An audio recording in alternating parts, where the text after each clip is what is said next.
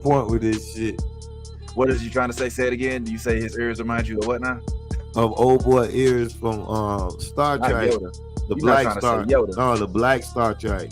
When The Black Star old- Trek. Oh, yeah, he talking about Deep Space Nine, I think. Yeah, when you he talking about Quinn, whatever his name, he's run like a bar, and he was an alien, and he was sneaky. Oh, you talking about Quark? Quark, that's Quark. what I do. This nigga look like Quark. I ain't telling you he don't look like Quark. Come on, man. I ain't gonna let you sit and talk about CC like that, man. Man, CC look like Quark. He do look like Quark though. Like especially that head. Thank you, Top, man. Somebody agree with me, nigga. Yeah, that the ears. Yeah, his ears definitely look like. Because I think Quark was a Romulan, wasn't he? A Romulan? Nah, he was a Ferengi. Ferengi. That nigga said that shit. Ferengi. Yeah, I know my Star Trek. Got some Trekkies in this bitch. Yeah. I'm not gonna sit there and hold you. We got some Trekkies in this bitch. That's what I'm talking You about. saw the new Star Trek that they're coming out with that's supposed to like be similar to, I guess, Janeway's Star Trek. You know what I'm saying? Like Voyager type thing. Yeah, because it's called Star Trek, which is I don't like all of these iterations of the same name. Like, come on, like, you know what I mean? Like, it starts to get. I mean, yeah, it is, but it starts to get convoluted, especially when you already had like 4 iterations already dropped. You had Picard, you had Discovery, you got Strange Worlds, you got what was the other one?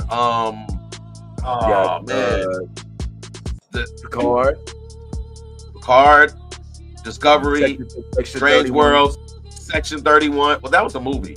But yeah, it was a movie. Yeah. But I agree. Is this right? Are we on the right? Is this the right podcast? No, it's not the right podcast. We haven't went live yet. So, we are live. I have. Oh, we are live. We are live. What are we doing? What are we doing here? Yeah, what are we doing? All right, go ahead. Well, we were talking. The Solo, I believe, was attempting to roast CC Sabathia for looking like. It sounds like a Ferengi from Star Trek, which is hilarious. It is. Man, I wish you had a picture of him. You put it beside him, you'd be like, God dang. You wish I had a picture of who? Of who? CC? No. I'm talking about the alien. Wow. You want me if I had a picture, stick it right next to him, you'd be like, oh, you give me a second. I can see that he could have been a grandchild of him. Wow. A grandchild. Wow. This is so of one of the greatest pitchers that a baseball's ever seen. I got it. How y'all know the Ferengi? I know he part of that clan. I know he part of that clan. I don't care what nobody say. From a whole nother picture, he still look like him. I'm done. Hey, look, you better stop, man. CC pull up on you, boy. That's the 6'7", you know what I'm saying, 200+ pound man that may or may not take kindly to being called a Ferengi. Well, first of all, let me just say this. First of all, let me say something right now. I know he got mad issues because his face dry as fuck, but his underarms are kicking through his suit. Okay. All right. I don't know. Somehow. That brother became a CC Sabathia roast. Yeah, and nobody told me. Nobody told me. The purpose of me putting this on here was to celebrate CC Sabathia being inducted into the Hall of Fame. Yeah. Who was done on the first ballot. There, CC. All right, we talking first ballot Hall of Famer. First ballot. They only voted up. They only had to vote once. There wasn't not this time. Maybe next year. This black man, and I say black with the emphasis on the BLACK, because we're not talking black Latino. No offense to my Latino brethren out there that tote the flag, because we know y'all have African roots as well. But this is pure, 100% unadulterated American-born blackness who understands the impact of his role as a pitcher, being a black man, who knows what it means to be a black ace, which isn't just to be a black pitcher, is to win at least 20 games. Now, a lot of starters don't start but like 30, 35 games over the course of a whole season, right? Out of those, to win 20 makes you a black ace. There was one story about CC Sabathia. He won 19 games, and he was, I cannot remember, I'm going to have to look this up, but somebody fact check me. He was talking to another black pitcher who was like, yo, bro, I did it because he won a Cy Young. He was MVP this year. And then my man, I forget the pitcher's name, and it's gonna bother me until I remember. But he was like, yo, look at what we're doing for black folks. He was like, yeah, but you ain't a black ace. What you mean I ain't a black? He's like, I won a Cy Young. He's like, I had the MVP award. He's like, yeah, but you ain't win 20 wins. You ain't had 20 wins under your belt. And so he had to come back and get 20 wins, which means that, and I always tie, for me personally, I feel like the whole concept of pitchers winning and losing based on whether or not the defense, whether or not the team behind them can catch all of the balls that I have them hit from the inside of the park, or whether they ground it appropriately. I feel like it's a little unfair, but that's the way the game goes. But to be able to do that, accomplish it, and be able to have not nobody. I mean, he wasn't unanimous. Even Ichiro wasn't unanimous. But not nobody be like, nah, we need to wait and give CC another pass. Not this time around. First ballot, my nigga. First ballot. Yeah. Boy, I want to celebrate him so good, brother. Listen, like right now, he deserved his flowers. He, being a brother that came out there. Matter of fact, I'm going to tell you right now, I'm going to reach out to him. I'm going to let him know that Solo is going to sponsor his new hair product, Solo hair products. You can get this hair product anytime you want to. He gonna grow his hair back. We gonna start with Vince. You see what we did for Ty. So Ty usually is bald as shit. But you see what we did for Ty. Ty was bald as shit and came to me one day. He said, you should make that into a product. We're gonna have the Solo hair product for my boy CC because he deserve it. Congratulations, brother. We're gonna be sending this to you immediately. I'm gonna reach out to you after the show. You stupid. Let's go ahead and get into it, man. I got more to say. This is Stand Up Sports Bar. Let's have some fun.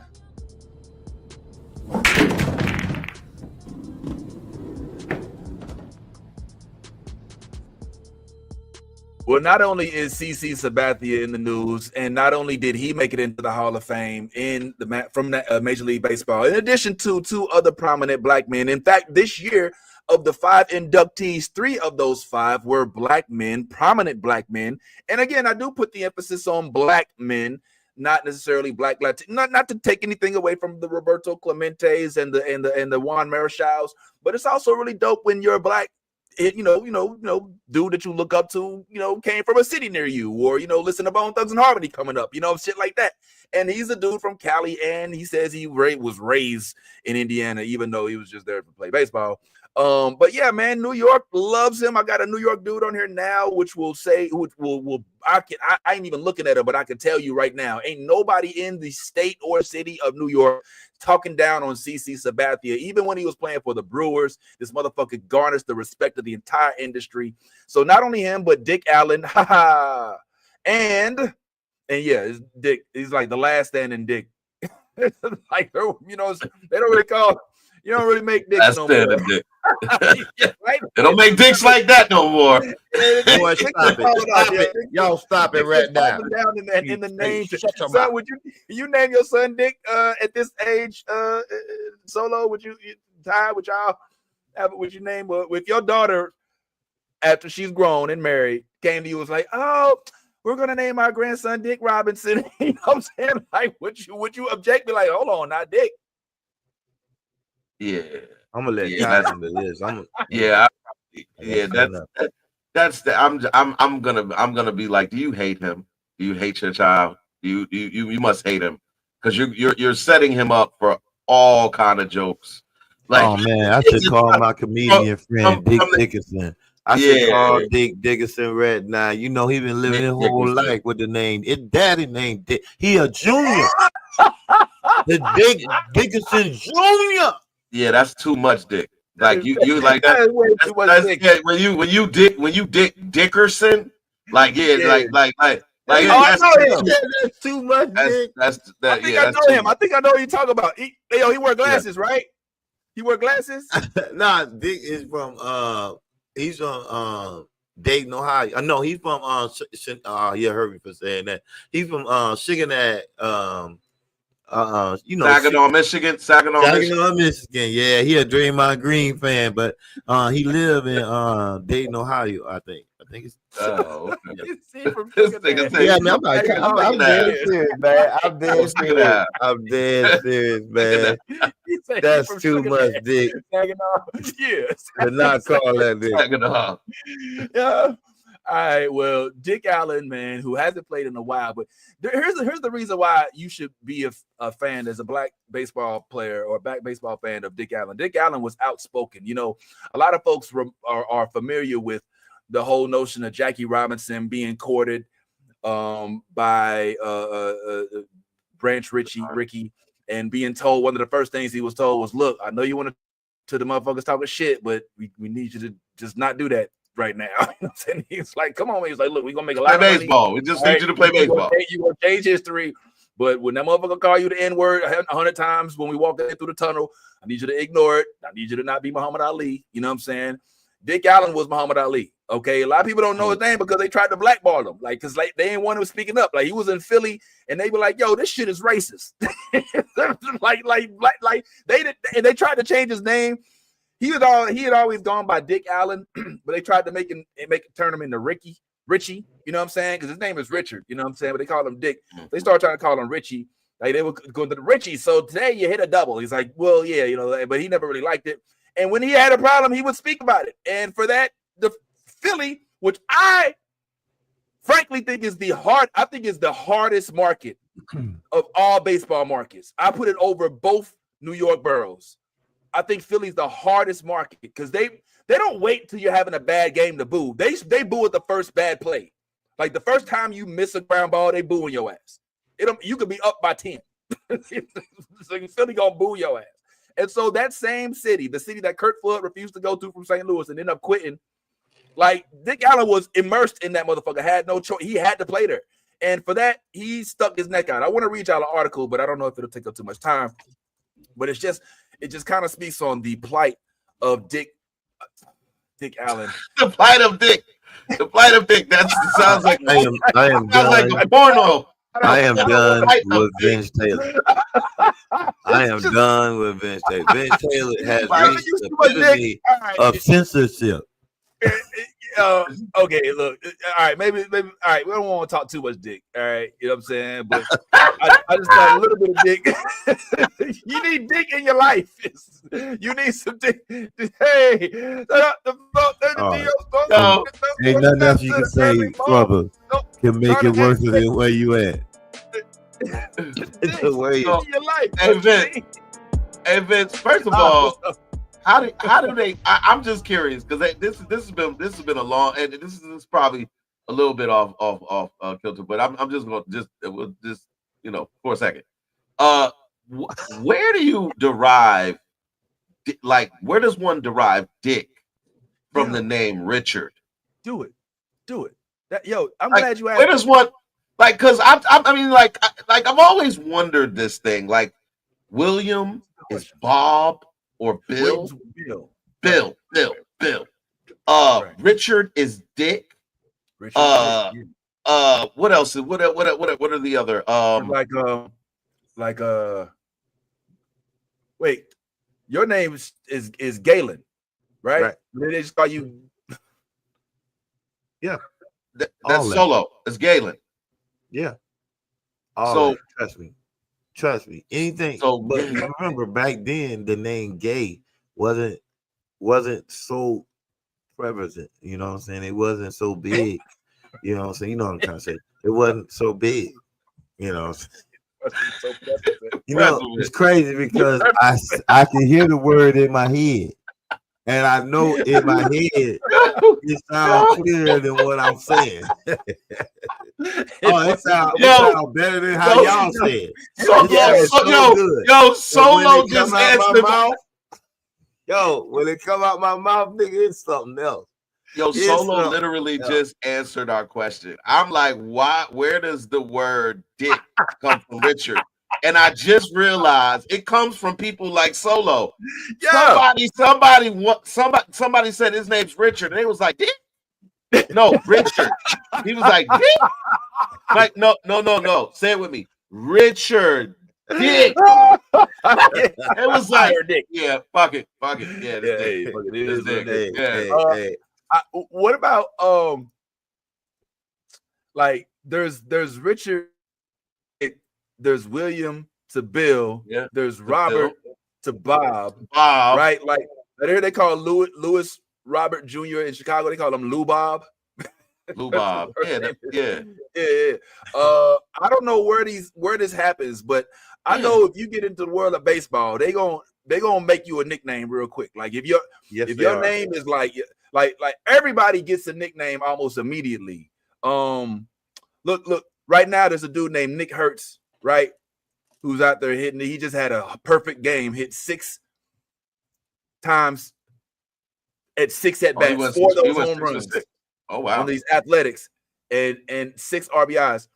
Did this happen over the weekend? Yeah. They call him the Big Amish.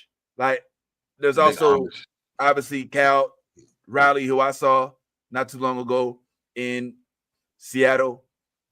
They call him the Big Dumper. Y'all know why they call him the Big Dumper? Because he got a big butt. Because he got a big butt.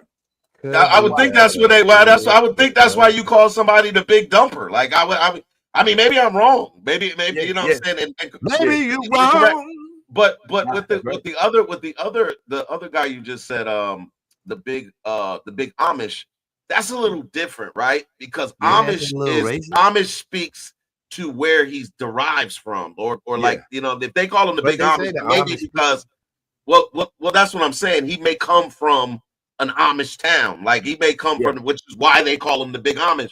But that's totally different than what we're talking about, which is someone's name being Richard, and you're like, okay, Dick also means Richard. Like, I don't know where that came from. I have no idea. Okay, let's go here. Let's go here. If you look at it like this, stand where you at. The name Will and Bill. Some people will call them Bill, even though their name is Will. Huh? Yeah. Don't mess like with Billy Bill. And Willie. Bill, Will, same thing. My son Will. It's an incoherent thought. The whole thing is like William Shatner. They'll call Bill. You know what I'm saying? And like William H. Clinton. That's Bill Clinton, right?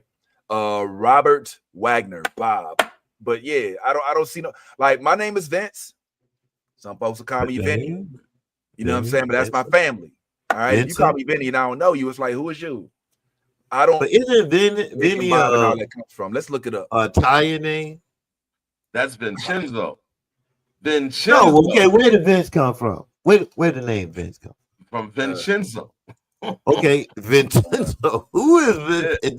That's a Vincenzo is an Italian name. Is Vincenzo. So it came from and a lot of times. Oh, this is even stupider. Look. Matter of fact, there was a movie, and the man's name was Vin, but everybody called him Vinny. What was that? Was that My Cousin Vinny? My cousin Vinny. His name was Vincenzo. Something, a long name. He had a long name. For Joe Pesci. You could just call me Vinny. I'm reading Google. Listen to what this says. This is gonna make you angry. Okay. The name Dick is a diminutive. Say that, Solo. A diminutive. Man, fuck you. Diminutive or shortened version of the name Richard. This name evolved through a process of rhyming nicknames in medieval England, where Richard was shortened to Rick and then rhymed with Dick. It rhymed. That's all you got to do is rhyme. Well, wow. So I like if your name is Robert, why not Rob instead of Bob? Why the Bob part? Like I feel like Bob should be for Bobbert. Well, I mean, if you're going based off what you just said, if I was to change Robert to Rob and then rhymed it with Bob, then it makes sense. But why not Cobb? No, why not Hob? Why not Job? Well, this is the whole reason we're having this conversation. Is I was like, well, where does this derive from?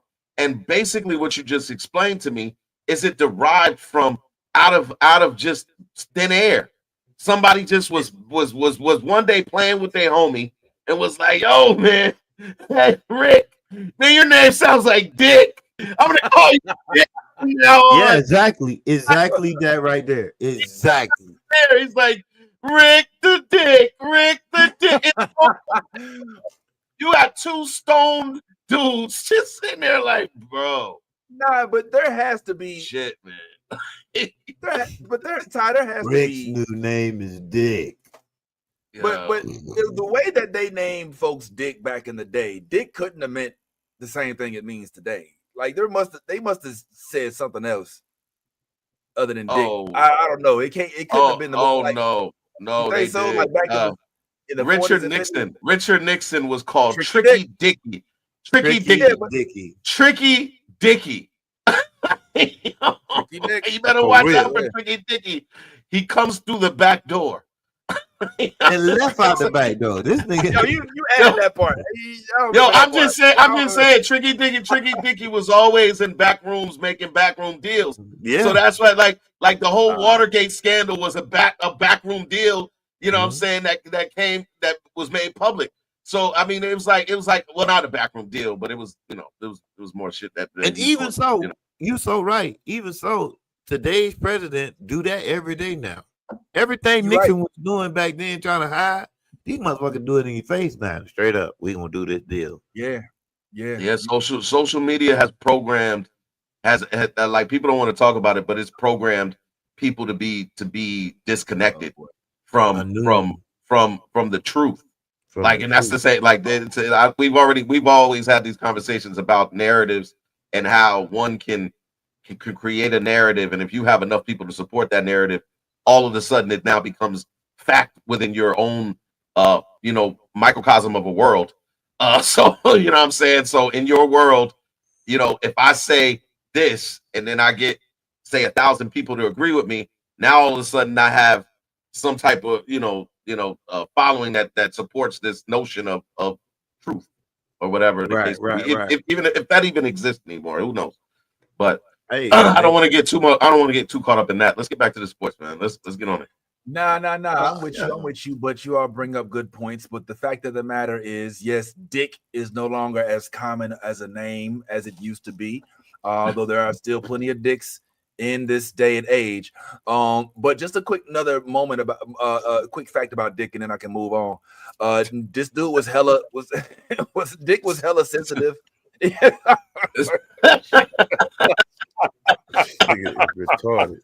man. For some reason, Dick needed you to stroke his ego. Yeah, man. He ain't had a conversation with Dick in a long time. No, it took a lot to make Dick come to Man, I'm done. I'm done.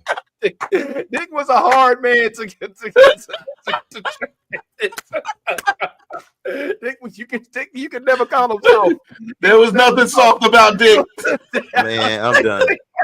You can never call this Dick soft. Dick always knew how to find the gap. He can always find the hole on the field.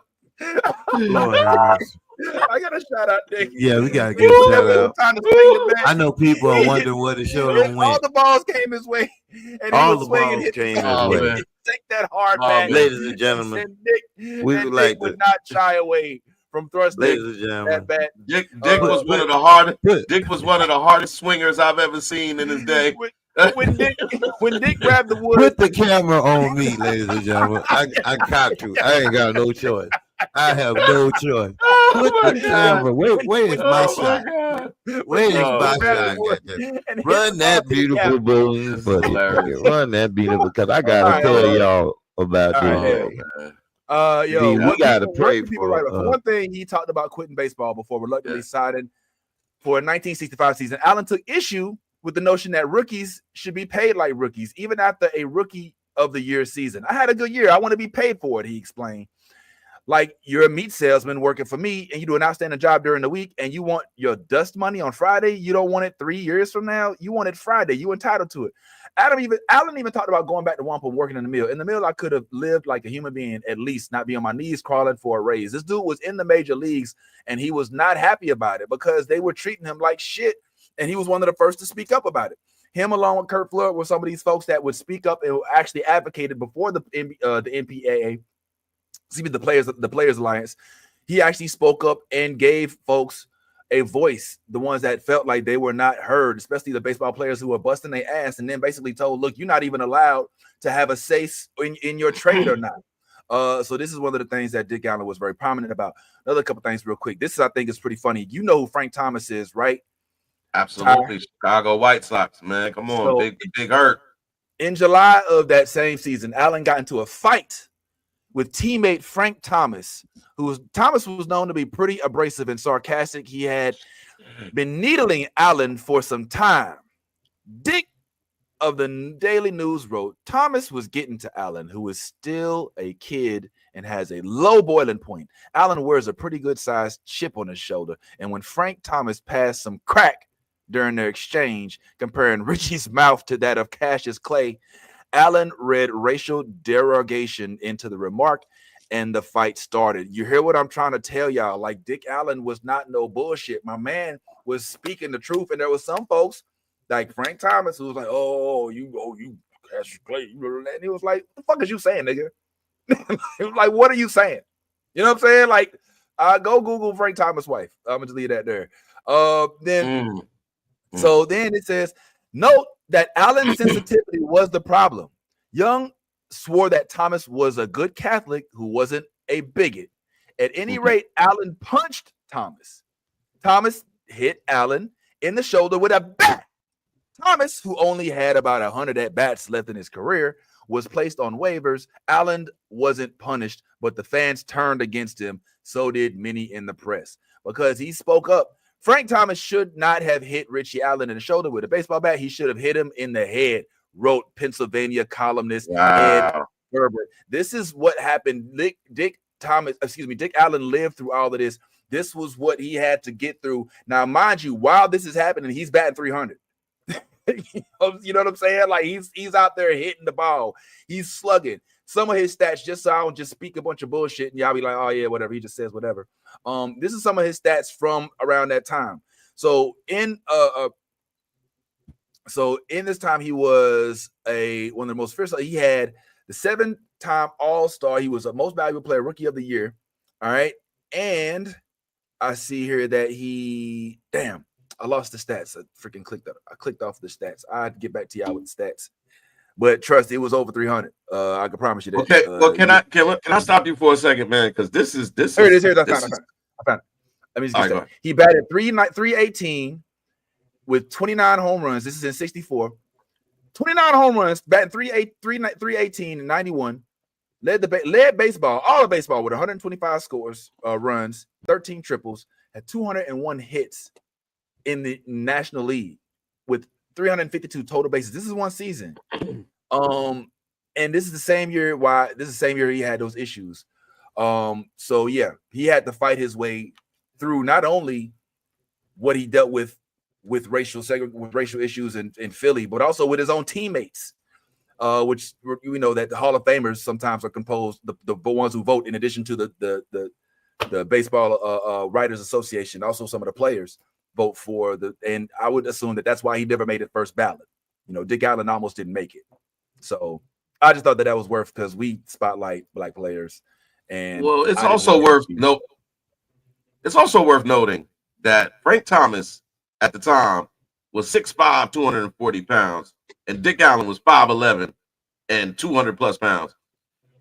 So I mean, the fact that Dick at 5'11", swung up to hit Frank Thomas, and Frank Thomas's reaction at 6'5" and 240 pounds was, I'm going to hit this man with a bat because whatever he just hit me with felt like a bat.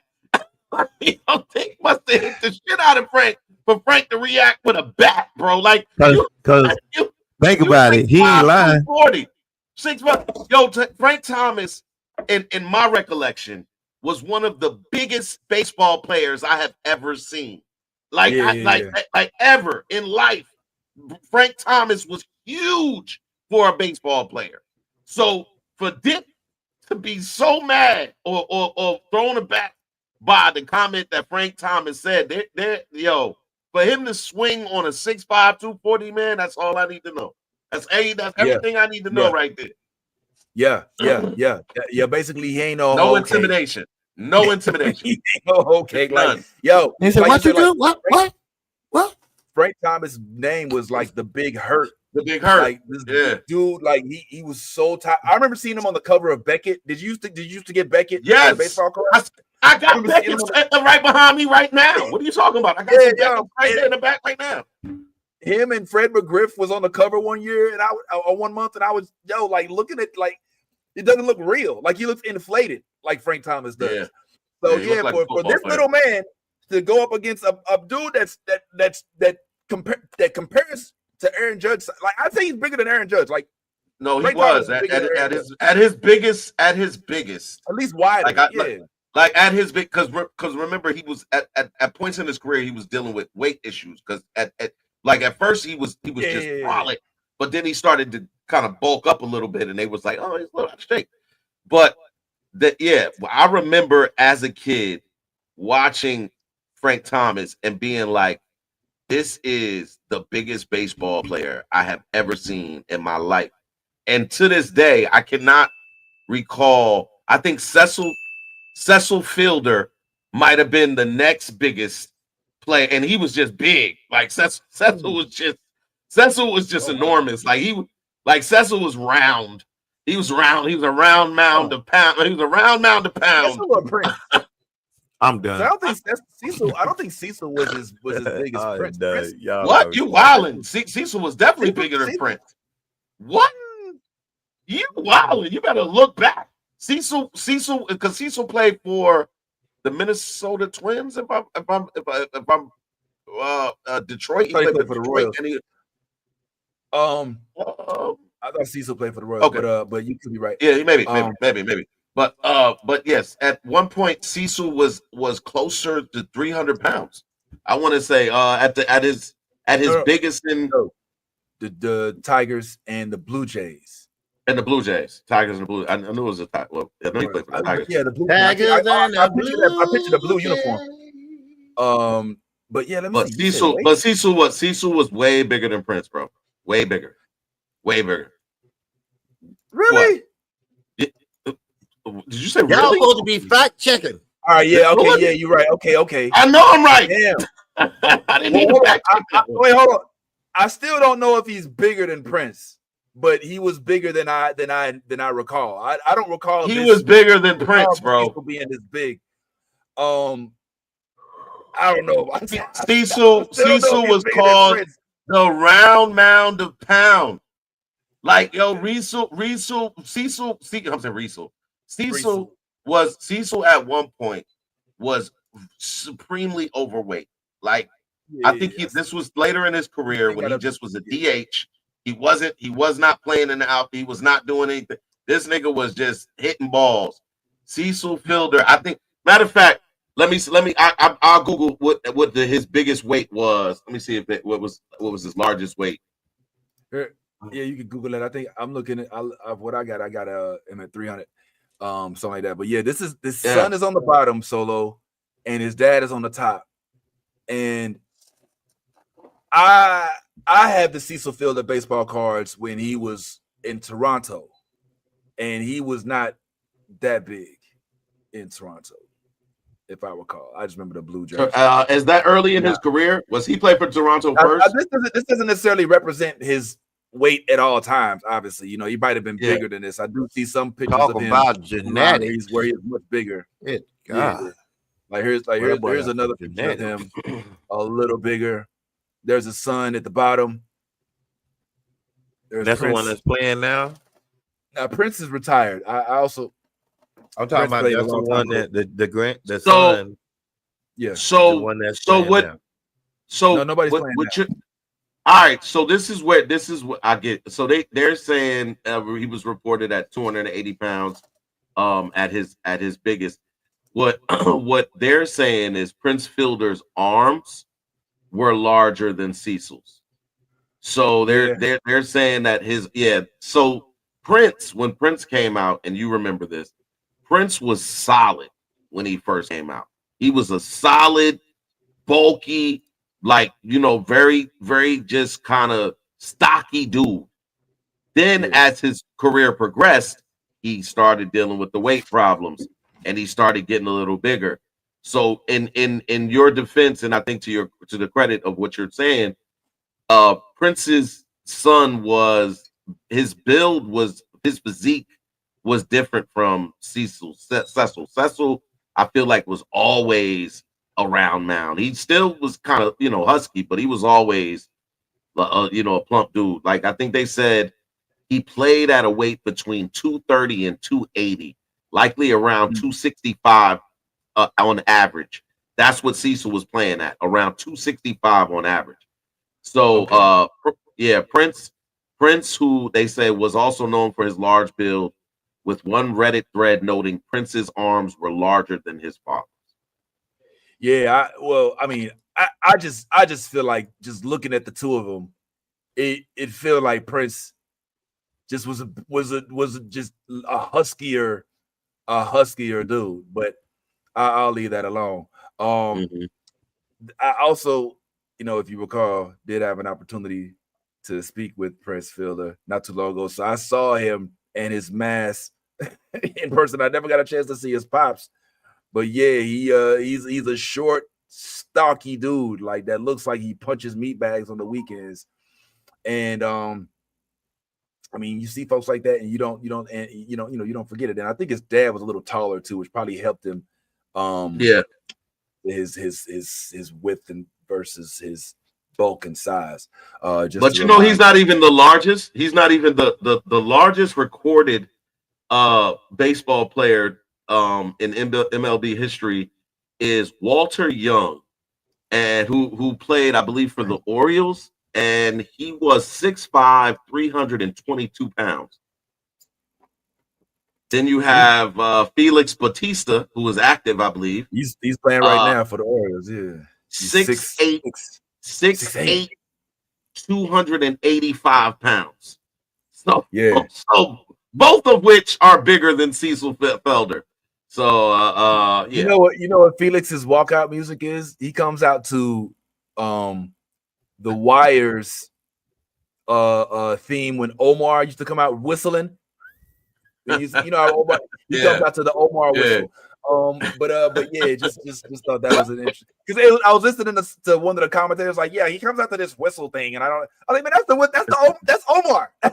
You don't get, like, he's trying to say like, yo, trouble's around the corner. Like, you got to be up on the wire to know about that type of shit. But yeah, shout out to CC, another member. Hold on, did I get a chance to play this for you real quick? Oh yeah, while I was at Rickwood, which you can see Prince Fielder right here next to CC Sabathia, squatting down in the very front, right here, coming up here, bim. So there's Prince stood up. See, that nigga stopped, man. He was like, "This shit hurt my knees." Like, take a picture. Take the picture, damn it. I have to take that shit. Look, when he rolls up real ever so slowly. He was like, "Ooh." Yeah, I had a chance to speak a few words. Away with the medal for home run derby, bro. How I feel, man? You back, bro? I'm saying, like, was there any point in time you was worried? Because I know Andrew had you with the 4. He did. You know what I mean? And then you was hitting them off to the right field. Like, ain't no point in time was you worried at all? I mean, a little bit, because, I'm going against Andrew. So, I mean, anytime, he has, 400 homers? Yeah. So, I mean, he's one of the greatest, so it was tough. But you knew you had it, though. And how you feel, man? Your team, man, they pulled it off, bro. You proud? Oh, man, it's awesome. Awesome feeling, awesome field, got to get better at that. I was just happy to be in the moment. In the present. I've got to come a little bit more prepared. I'm just saying a bunch of shit. They're like, all right, whatever. My best interviews were with I think with CC, which is a real quick one, and with Ryan Howard, who found me. Like I said, Ryan Howard came back and found me again. It's like, yo, St. Paul.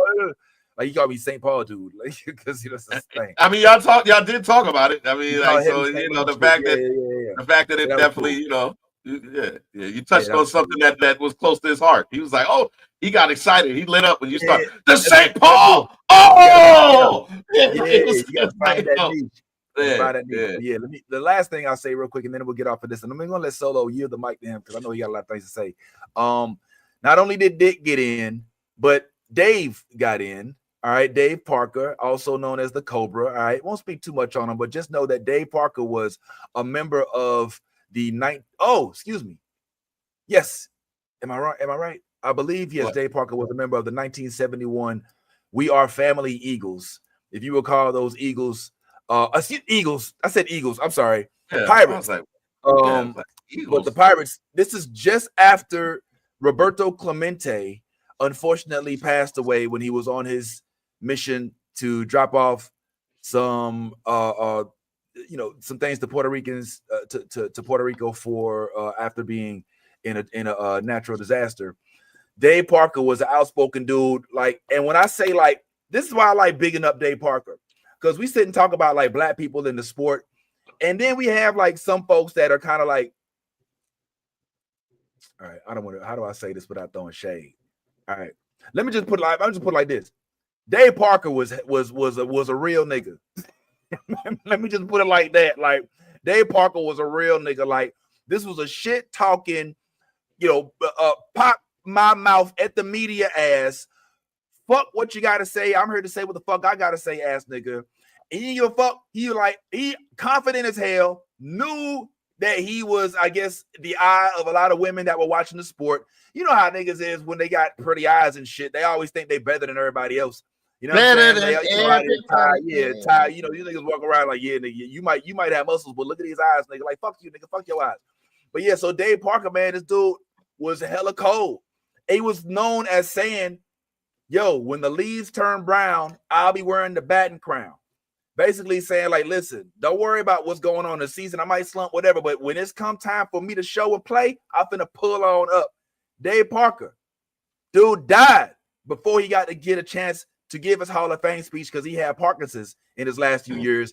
But the good news is he was not inducted into the Hall of Fame posthumously because he was aware that he had been given the call. He got the call. He took the call. He was made aware that he was in the Hall of Fame, and unfortunately, he passed away a month before he got a chance to give his speech. But the funny part is, guys, and I hope this does not lose me, is his son was able to give a speech on his behalf at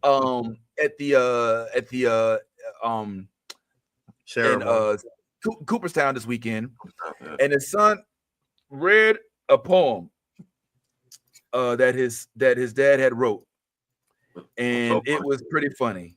But before I get into this poem, it looks like we may have a special guest in the house. So Solo, I want to give you an opportunity, if it's cool. We want to go ahead and introduce your boy, if you don't mind, kind sir. Ladies and gentlemen, I am the one and only. Yeah. Anyway, every week we try to bring in a guest. Now we don't matter what guest it be, but good points are if they're comedians. Ooh, that's even great because it's a comedy, loves sports. But this guy right here is not only just sports known; he used to actually play it professionally in everything. He is. I think my boy is from Indianapolis. Y'all show your love for the one and only comedian KJ. KJ, where you at, boy? I'm right here. Can y'all hear me okay? Yeah, we can hear you. We can hear you. See, what up there, KJ? I'm from Minneapolis, not Indianapolis. don't, hey man, hey. Minneapolis. I'm from Minneapolis, the home of Prince, man. Yo, hold on, yo. Don't bring your ass up in here. KJ, yo, Indianapolis is how Solo pronounces Minneapolis. He gonna loan me for a long time. He gonna talk to me, and you know I'm fucking up everything.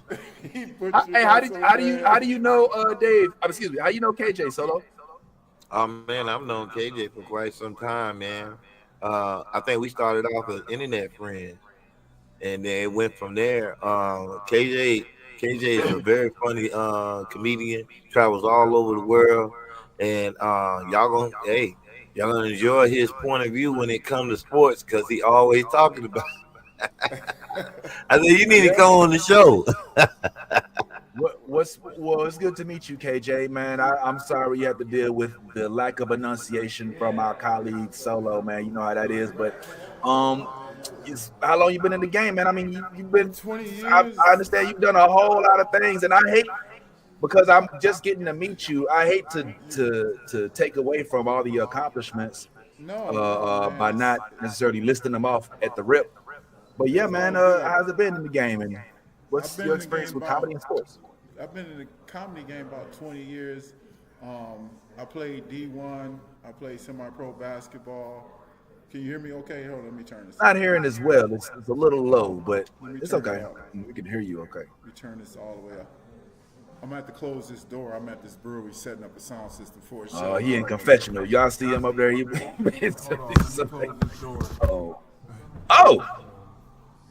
Oh, he in a whole. He said he set up a sound system. Oh, he setting up sound. Oh, okay. Oh, my bad. All right, I didn't mean to do all that. Hey, is KJ that better? Yeah. Yeah, sorry, man. No, you good. Go ahead, man, please. So anyway, yeah, I played sports. That's my background before I got into comedy. I started here in Minneapolis and, travel a lot.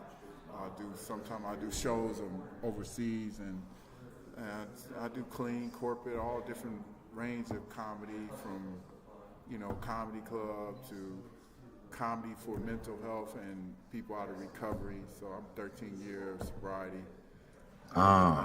Yeah, I do anything to get out of the house and out of my house rest program with the wife and the kids. So I do anything. Yeah, I know that's right, man. So get out of that program. What sports were you? Basketball. Or maybe Solo. You did more basketball. You said basketball. Yeah, basketball. Do you still keep up with it? Yeah, I play twice a week, matter of fact, man. And I have a son at the University of Milwaukee, about 6'7", 6'8". He plays soccer and basketball. So I still play I still play to train him. So I told him, when he can beat me, then he ready for the next level. But I ain't letting him win because I got experience. He got youth, athleticism, and power, but I got experience. So I'll be tearing that ass up. Just be laughing. Go ahead. Was there a point in time while you were embedded in the world of sports that you were thinking, I'd rather do comedy? Did comedy come as an alternative, or was there a decision you had to make as a result of being so talented at both? For me, when you get out of sports, man, you got to find something else to do.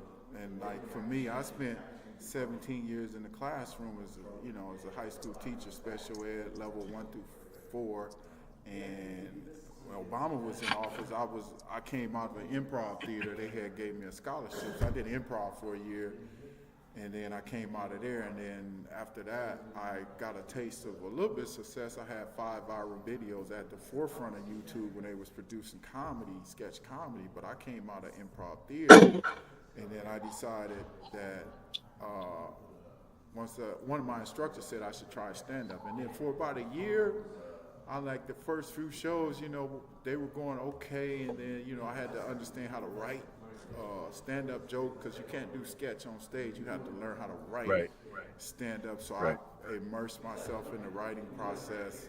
As a former educator, some of us, comedy is going to be different. Some of us going to be witty, smarty, smart, intelligent, you know, and some of those comedies just gonna be different. So I just found my lane in being myself, talking about health and wellness, sports, family, raising 5 sons.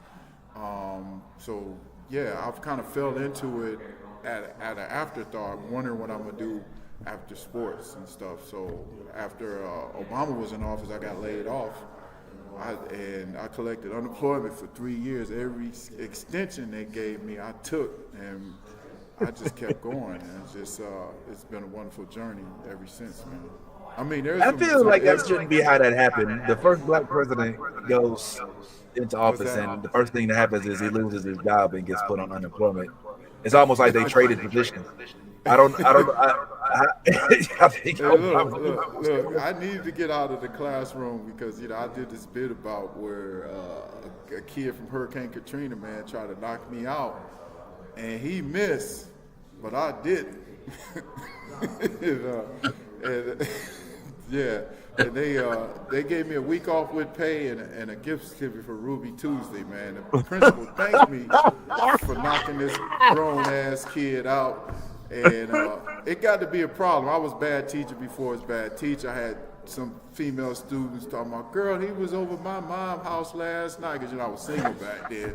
Girl, he was over my cousin's house. They just tell all your business. So when I got laid off, it was appropriately due for me to try something else. Because, you know, even the kid I knocked out, I met his mom at the club, and we had parent-teacher conference that night, and I didn't know that I was his mom until she said, I put 2 and 2 together. She said, I'm from New Orleans. I said, yeah, I got a kid from New Orleans. I got that everywhere. He said, hey, Mr. KJ, what you doing at my house? I was like, God damn, man.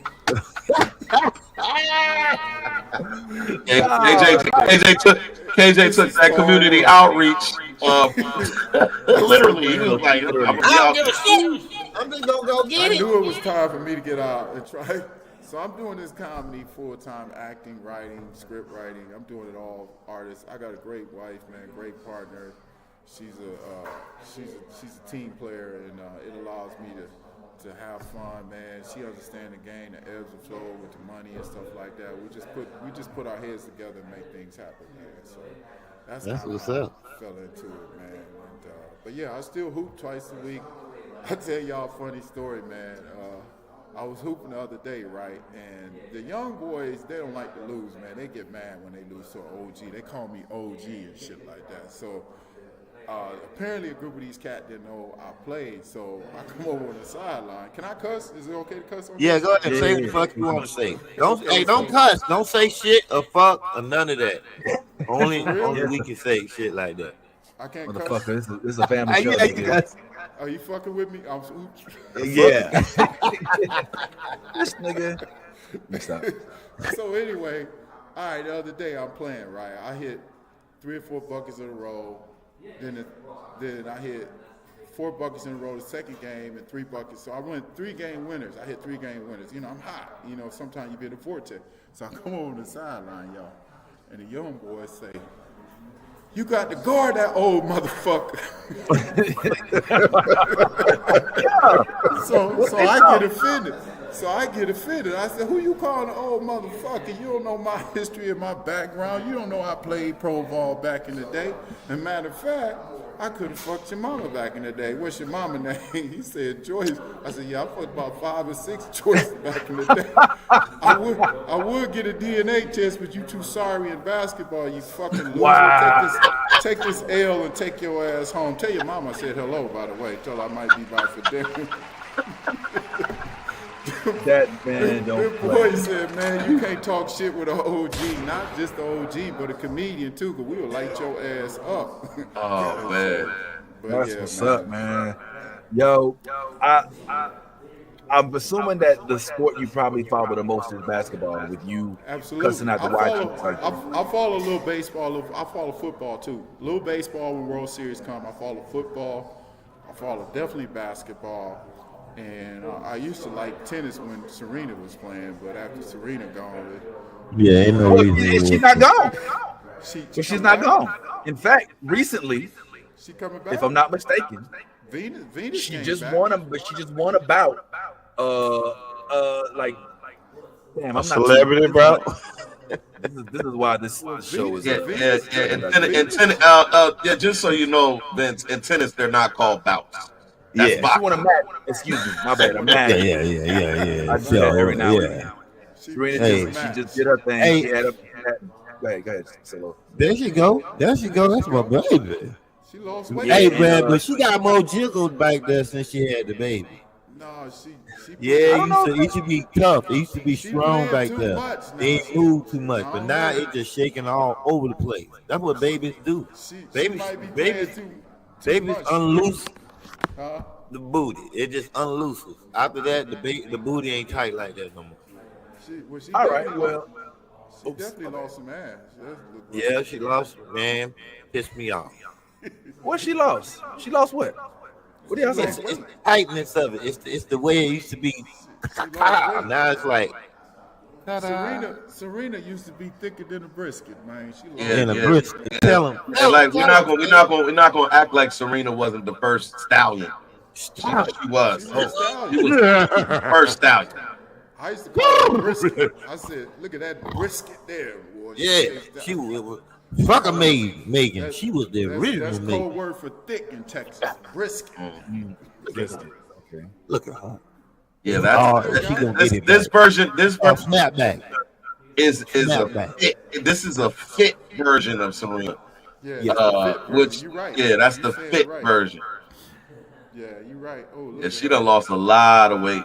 She lost a lot of weight. She was way but thicker than that. Yes, she did. Y'all know how hard it is. I mean, I don't know by experience, but I would assume based on what I'm hearing is that it's very difficult after having a baby, especially when you're getting older, to maintain that body. So I would assume that if she has to if she's doing what she feels is overcorrecting in order to make sure that she doesn't end up being over the weight that she wants to be, I would assume that might be a thing. But that's just me.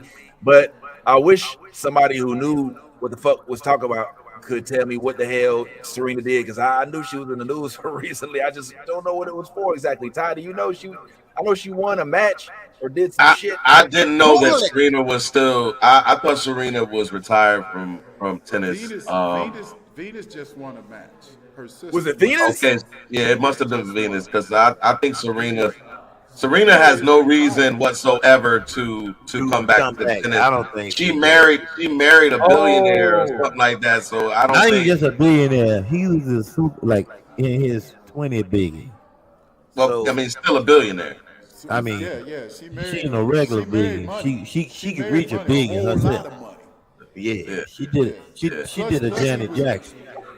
Plus, he find you one with the bread. Oh, he was her trainer? Yeah, he was her trainer. Yeah. And he said, "Look, I've been training you, massaging this good boom boom. And I want some of that."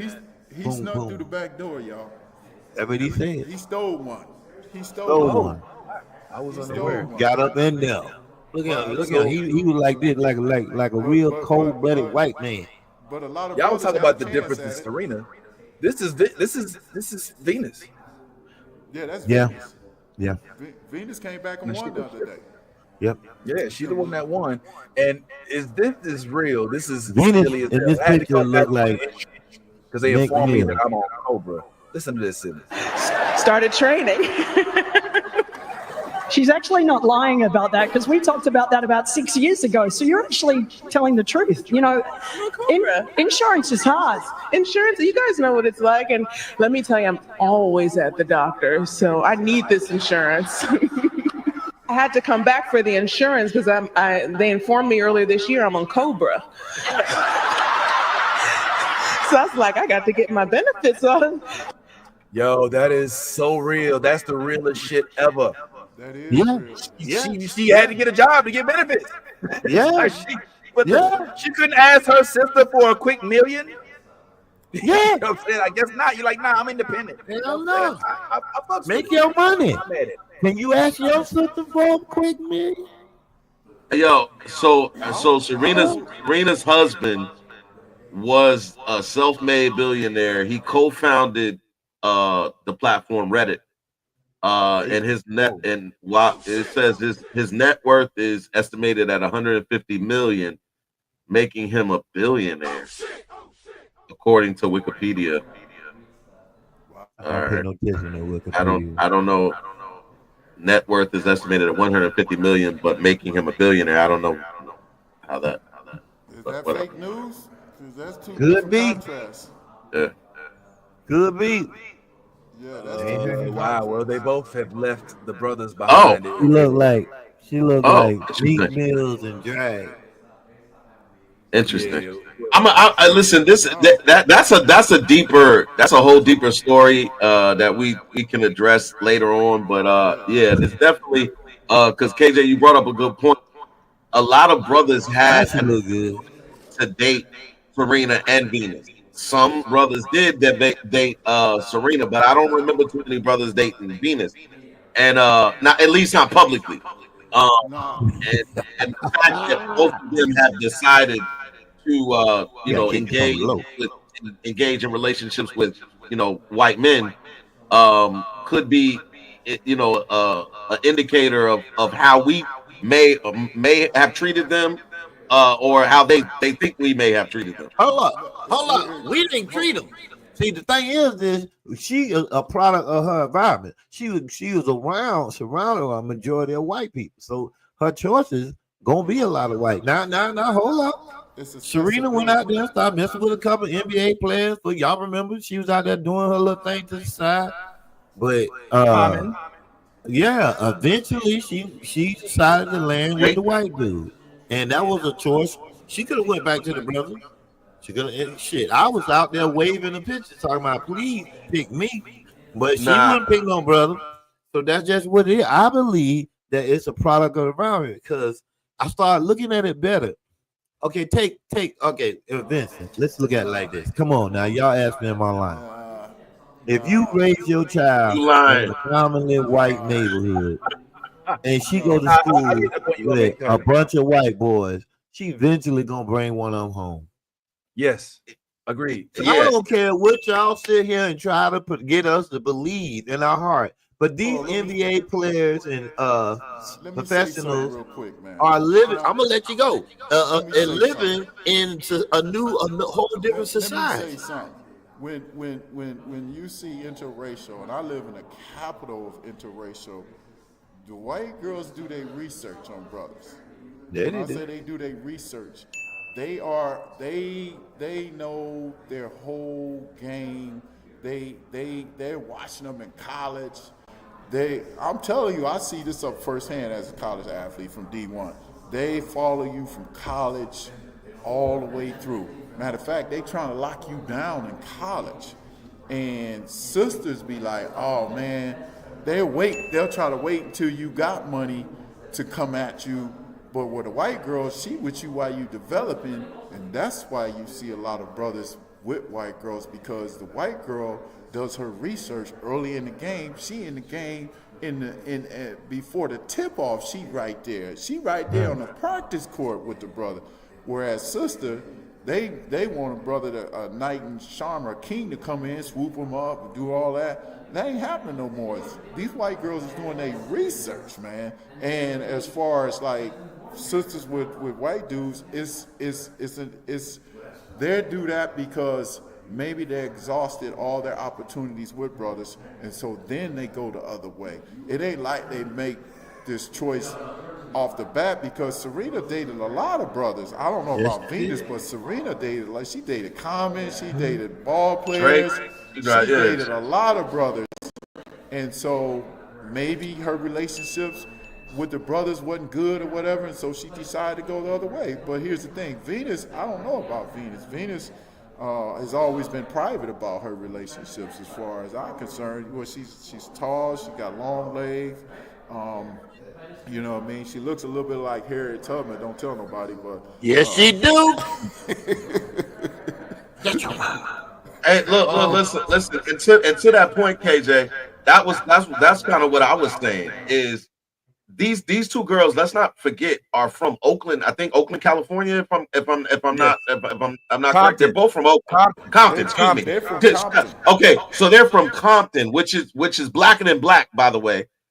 So what I'm saying is, it is blacker than black. No, the Compton is like that. Compton is one of those cities where you're gonna go into Compton and it's gonna be, you're gonna see all of us. You're gonna see all of us, or you're gonna see Mexicans. But white people they're gonna be the underlier. You're gonna see them, they're gonna be the minority in Compton. So what I'm saying is, I think what happened, and I may be wrong, but this is my assertion, is that if we're being honest, for a very, very long time, Serena was considered, well, excuse me, not Serena, but Venus was considered the ugly duckling. A lot of people was talking about how much she looked like her daddy. You know what I'm saying? And if you've seen her daddy, that's all I'm gonna say. So just like her daddy. So there was that, and I think there was a lot of black men that kind of leaned into that notion that she ain't all that. Like with Serena was thicker than thick, thicker than a Snicker. Everybody saw her out there like, God dang. You could not watch a Serena match and not say, God damn, at least 10 times. You're gonna say it. You're gonna say, because when she was wearing, that was when that booty was so healthy that it had a mind of its own. If she went left, that booty was going right, and there's no question about it. You know what I'm saying? So there was a little bit of an allure about Serena that wasn't there for Venus, and that's why we're over here like, I don't remember Venus dating nobody, because publicly we don't know. I'm not saying she didn't, but I'm saying publicly, if it wasn't a brother dating her, he wasn't out and about posting pictures and shit and bigging up his queen. So, here she is as the I think Venus is the older sister, if I'm not mistaken. But here Venus is seeing her younger sister married, happy, with kids, with a white man. Well, why not try it? Just why not try it? That's all I'm saying. If I'm not mistaken, Venus was married first. Okay. To who? To a white man. All right. Oh, she was already married to a white man. Oh, okay. And has kids with this white man. This is when Venus was doing all of her. Venus was doing all of the frolicking amidst the industries, and again, I'm not saying that to disparage her. Let me just say she was single at the time. Let me say it like that. I'm not trying to make it seem like women should be able to explore and do everything they want to. Now, I think amidst this time, after the Drakes, the public fallouts with Common, the issues between Drake and now Kendrick, and I think when you get swept off your feet by a rich white billionaire that gives you the option of whether or not you'd like to work, same way that Eve did, if I'm not mistaken. Yes. I mean, 100%. Look, it is single heterosexual niggas on this panel that would say yes to a white man, to a white man that's gonna tell the nigga like nigga, what? Yes, sir, I do. I do. And I ain't gotta give you no booty. All right. No booty. So y'all gotta hold hands. You talking about no booty. Y'all gotta hold hands. Y'all gotta hug up. Y'all gotta cuddle at night. $1 billion. West Wing. $1 billion. Y'all niggas are cuddling. That's what you said. Y'all cuddling like to go sleep. A little bit for $1 billion, my nigga. You gonna let him put his dick print against your butt. These are nasty. Y'all some gamer. As long as he ain't trying to give up no dick, I'm good. As long as he I don't watch just no dick. He rubbing his hard ass dick against your back while you going to sleep. You got me fucked up right here, man. You know what I'm saying? We not, no dick involved. But yeah, so you might as well go all the way. I think from now on, we should call Dick Richard. It'd be like No Richard. I don't want no Richard. Like from now on, no Richard. Don't bring me no Richard. I'm not into Richard. My Richard didn't get hard, bro. The Richard won't work like it used to. Richard. When I was young Richard, that's the extinguished, the gentleman dick. You know what I'm saying? That's the dick that go into the palace with the queen and shit. I have no control of these dudes. None whatsoever. Once they get their mind set on whatever it's set on, they're gone. There's no coming back. There's no coming back. Well, listen, I'll say this. What you mean? No, what do you mean? There's no coming back? He's talking about when the white man y'all want us to say the word, and we're not gonna say the word because we say the word. You saying there's no coming back from a rich white man? Oh hell no! I ain't say that. I ain't say that because I ain't going. Hey, listen. Everybody had thought of their limit. Every man, every woman, what's their limit? What would you really do for money? How much money would it take to do this? It's not enough to be. Now with a woman, that's a different story. With a woman, I'm thinking in my head, if with a woman, I'm gonna do what I gotta do to keep that billionaire, whoever she is, happy as shit. But a man, that tell me that night he gonna want me to prove my billionaire love to him, and it's not gonna happen. It's not gonna happen. He gonna that night. Y'all think it's a game? You think these motherfuckers giving you? Oh, you gonna come be with me, and you gonna cuddle? Ty, you gonna be your ass gonna be as red as for real. Because they gonna go Indian. First of all, no. Don't put a picture up there now. Don't put a picture up there now. Solo. He was back there going. He was back there going. So we can cuddle for a billionaire. You and Vince, you know that. You see, KJ said shit. Yo, he left that conversation. Soon as y'all started saying he was joking, but the fact that you have went so deep into finding out what it is, what's the number? I'll ask you, what is your number, Solo? There is no number. That was my whole point. How much money? No number. How much money will it take for you to let that man put his dick print on your body? Hell no. Hell no. Listen, I'm thinking you look about $500 million. About $500 million. Your goddamn mind. Oh, that man can rub that print all over your ass, nigga, for $500 million, nigga. Hell no. Hey, stop, Solo. Listen, Solo. Hey, listen. You talking to the dude? You talking to a dude who really in his heart telling you the straight up truth. Ain't a dollar on cents to make me ever even dream of something like that. And I thought in my mind, I said, what would I do for a Klondike bar? And nothing I would do for $1 billion Klondike bar. Nothing I would do, because I don't listen. Let me say, I can't imagine a nigga rolling up talking about cuddling up with me, nigga. You done lost my guy. Boy, you done lost my mind. I got son 17. I got son 20-something, 30 years old. I don't hug them niggas too long. So I keep it 100. I don't play around. Nigga, you got me fucked up. I don't care how cold it is outside. I be a frozen motherfucker. Because all you niggas can huddle up and kill over here. Solo, it's warm over here. Fuck all y'all. I'm dying over here. When they find me, I'll be by myself so they know I was a single male that went all out. Because I have a phobia to the 18th power, worse than anything you have ever seen in your whole entire life. I do not. Let me tell you, it started when I watched the movie, what is a movie called, it was a game movie. And I forgot what it's called. American Me. Yeah, it was called American Me. And they just took this white boy. I was all in the movie. I said, what the fuck? What are they doing? I remember that. They raped the dude. Ever since then, swallowing sweat of myself.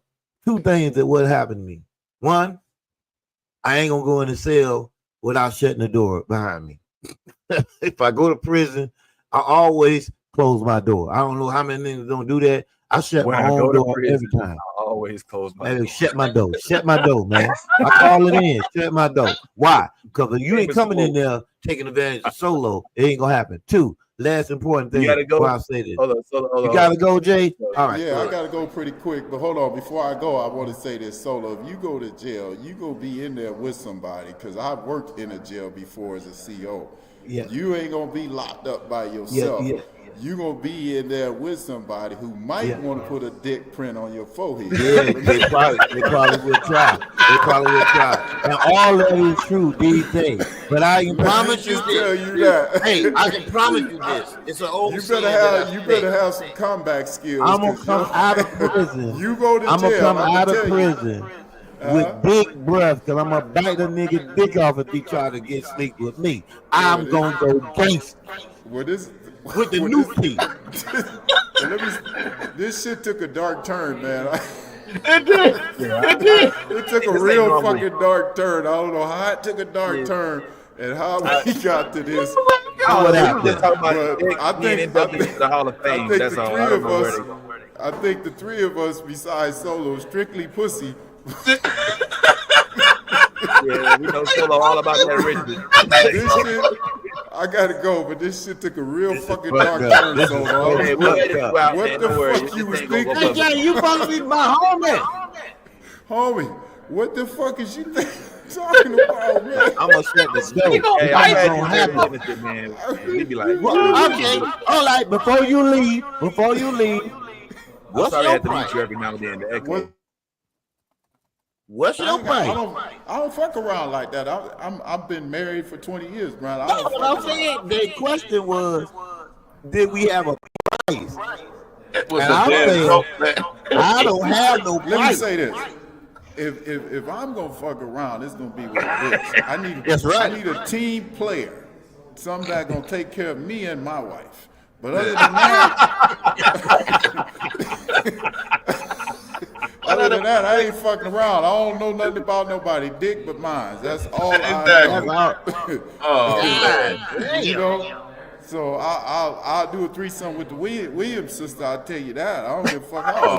Hey, he said a threesome with the Williams sister. That means his wife ain't gonna do that. Man, I got these guys waiting. Hey, we appreciate you coming through, KJ. We appreciate you again, man. Let's do it again. Let's do this again, man. That's your friend. That's how he is, man. You know how it is. All right, but hopefully maybe I go ahead and start having you every now and then. That is KJXCOX. Ball player still beats his son every day in basketball, or at least every week, or something like that. I think he's something like that. But anyway, yeah. Solo, what the fuck? You Solo took that and rolled with that in the whole direction. In the whole direction with that. I'm gonna fight his dick off. Like, damn. Can we just start with keeping the door shut first? Like, I mean, at least the 500 million. I was at least, you know. At least I was look. I told you a nigga give you 500 million to be your, and you rather go into jail and buy the nigga dick off for free. I said that's funny as shit. By the way, that's hilarious. He said you rather go to jail, buy the nigga dick off for free. Dick off for free.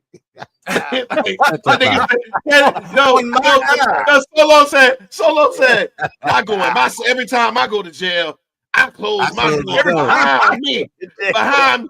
I trap myself in the cell with the nigga every night. Every time I go, I let nigga know what it is, nigga.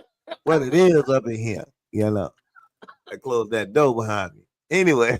Oh man, that's funny. Wow, that is hilarious. You rather go to jail and bite a nigga dick off for free, and then get the $1 billion.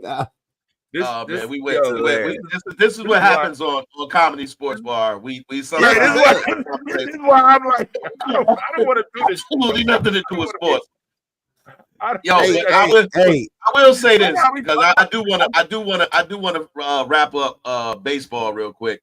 And one of the things that I wanted to discuss today about baseball is the standings. Is after the All-Star. Because absolutely, because there's been a lot of shakeup in the standings in regards to who now has the best record in the league as opposed to who doesn't. And right now, surprisingly to maybe Vince, not me, because I did call them out prior to the season starting. But those Milwaukee Brewers have the best record in Major League Baseball right now. They're playing some of the best baseball. And it's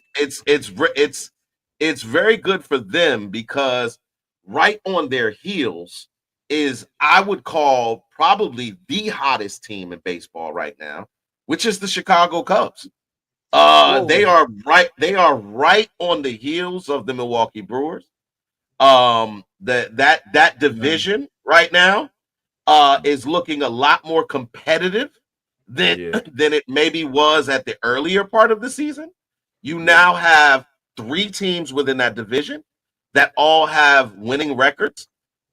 Cincinnati also being one of those teams that who is it? St. Louis under them? They got a winning record?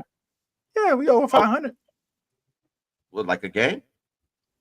2 games, but I mean, shoot, that's a winning record. All right, I mean, but you're right. You're right. No, you're right. I don't want to, take shots at your team. I know you're glad to have those wins. But yes, but right now, but in closing, always a shot. It's always going to be a shot at it. But right now we do have the Milwaukee Brewers and the Chicago Cubs playing some of their best baseball. Detroit is still at the top of their division. The Dodgers are still at the top of their division. And then you have teams like the Yankees, who were playing better baseball towards the beginning of the season, but have been on a skid, and it might not get any better anytime soon because their star player, Aaron Judge, is currently on IL, I believe. I don't know if the X-rays have come back yet. I think they were due to have the X-rays. I haven't heard what the X-rays came out with, but depending on what that outcome is, that could determine whether or not the Yankees make the playoffs. Yes. Vince said this at the beginning of the year that the Yankees might not make the playoffs. I still believe the Yankees will make the playoffs. Yeah, because I know they're gonna make the playoffs. But their journey to the playoffs will be rougher without Aaron Judge. Without Aaron Judge, it's going to be very, very rough. That is I almost want to say that division is one of the most competitive divisions in baseball right now. Like you have, I think, because right now the Blue Jays are clear front runners, but then it's all the teams behind them. You got the Yankees, you got the Orioles, you have the Boston Red Sox, the Rays. You have the Rays, you have that's it. I think in that particular division. And I think they're like the Baltimore Orioles and the Boston Red Sox and the Yankees, I think, are like one game apart. I think. I'm pretty sure that I think, who is it? The Red Sox are right behind the Yankees with one game back of the Yankees.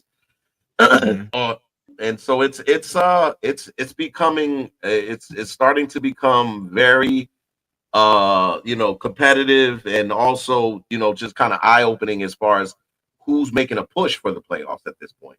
The Mets, we haven't spoken about the Mets. The Mets are back to playing some really, really good baseball right now. Also with one of the top records in the league, also at the top of their division. But also in a close race with the Phillies, as we thought and as we expected. I think who am I leaving out right now? The Mariners and the Astros. The Mariners and the Astros. The Astros are in ahead in the American League West, but only by 3 games. The Mariners, I think they lost the last few games. I think they're 5-5 in this last 10-game stretch. Let me see. Anybody I'm leaving off the list that I haven't spoke about that you think we talk about? Well, I think that there's been kind of well, first of all, the trade deadline is upon us. All right, so that's a big deal. We saw Seth Lugo get locked down by the Royals. We see that they just sent Josh Naylor from the Diamondbacks to Seattle. So now Seattle has a solid first baseman. They started the season with Rowdy Tellez. Tellez is gone now. They got Josh. Josh, I think, is going to give. He already hit a home run. All right, he's only been there for a week. And so I think that that's going to have an impact on their at-bats now, especially since Cal Raleigh is now basically a new face of baseball. And they're going to continue to try to keep that momentum.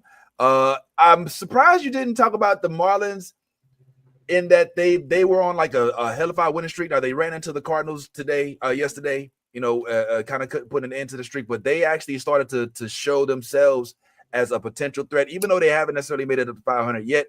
They're giving the fits. They won I think 10 in a row, 9-10 in a row. Who? The Marlins? The Marlins. Yeah, the Marlins in the last 10 games have won 6 out of 4 games. Yeah, the last 10. But not 6 out of 4, but 6 out of 10 games. It was 6 out of the last 10 games. Yes, but before they started losing, like I said, because the last a couple games they had, they weren't even a contender, and now they might even present themselves as a wild card. Here's the things that I don't know about that one, Vinny, because like with where they're sitting at in the National League East, they're sitting in third. They're 11 games back of first place, and I don't see a way that they wind up getting in with the Cubs, the Brewers, and the Reds all having better records, and the Dodgers, the Padres, and the Giants all having better records. The Giants slightly better than the Marlins. But the point I'm not trying to make the Marlins a World Series contender. My point is that before they were not even looked at as somebody that on the map on your schedule you even be concerned about. Now it's like, okay, they starting to show a little thing. Sandy's finally starting to show it. Cabrera's starting to show that he can actually be and if these folks don't get put off on the trading block, then their team could actually be, they could be over 500 by the end of this season, is all I'm saying. But not a playoff team. I'm just saying that they are in the running at bare minimum for a wild card, which before they weren't even in the running for a winning season. The big thing, I ain't gonna lie, is Cleveland. Two players now suspended under investigation for gambling. Ortiz and Class A. Big hit. And Class A was about to get the big bag when he was probably about to get traded. Cleveland is stuck in baseball purgatory, I feel like. With Jose Ramirez, with Stephen Kwan, they got a good team, but they cannot keep everybody hot at the same time, or even healthy at the same time, or on the field without being suspended. 2 pitchers in the world. Now, I wanted to ask y'all about this because I'm not a big bettor. I'm not a big gambler. All right. I don't know if y'all gamble. Solo, you gamble? No, yes.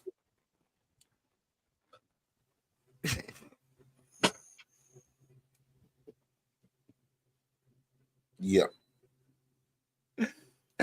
No, yes, yeah. All right. Which one of those answers was for me?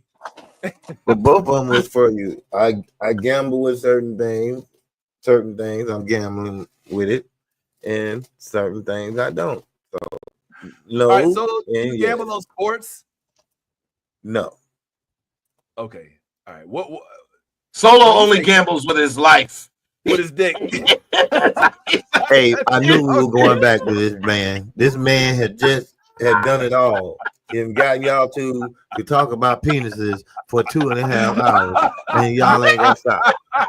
Y'all been talking about baseball and balls for 2 hours. Ty said at 11:45 he was closing. I'm gonna close the baseball. Nigga, it's 12:14. It's 12:14. He ain't closed nothing because he's still playing with balls and dicks. Oh, this You know what I'm saying? I hope this day right here that y'all get all the balls and dicks out of y'all system. I'm gonna bite it off because I'm a gangster. Hey, I thought I had took it to the limit. I thought I took it to the top. But you Negroes gonna take it all the way to church. Anyway, so Emmanuel Clase is now on the hot seat because he is evidently, now this is the part that I'm curious about. Like you say you don't gamble solo. I haven't, but I am interested. I'm intrigued. In fact, I got a text from somebody this week, last week, that said, and this was the highest of compliments, I ain't gonna lie, that said that they started listening to me talk about baseball and started gambling, and they've been winning. That's the highest compliment of all. But how? Because you haven't said anything that you ain't said like this week. I think so and so gonna win this game because it's a game every other day. So because it's not because you're analytic. That's a good point. That's a good point, Solo. So in the world of gambling right now, as far as I understand, and even though I haven't been immersed in it yet, and though I hope to be, because I hope maybe I get sponsorship, FanDuel, hallelujah, what's going on? DraftKings, holla at your boy. But it's not always about what team beats what team. Sometimes it's just, will this pitcher pitch this many innings? Will this player get this many hits? You know what I'm saying? Like it's not always, there's a lot of prop bets and just bets that don't go. It's not like it, like when we was coming up, it's like, yo, the Raiders gonna beat the Seahawks. We like, how much you got on it? But now it's like, well, are the Raiders gonna kick the ball off? And when they do, will the first kick be past the 20-yard line? Like, there's so many so many intricate like bets within bets that it's now taking on a whole system of its own. But this is the part where it gets tricky to me, Ty and Solo. So now you can be, I feel like, possibly investigated for unintentionally being bet influential. And let me say what I mean by that. So we all know Pete Rose was kicked out of baseball. It was banned from baseball. Okay, which is not a thing. You don't own the sport. You know what I'm saying? Like for life. For life and death. They consider him for maybe being up for a Hall of Fame ballot after dying last year. So like that's how serious. And why is it that they're so serious about it? For those who are unaware, it's specifically because of the Chicago Black Sox scandal that happened earlier on in the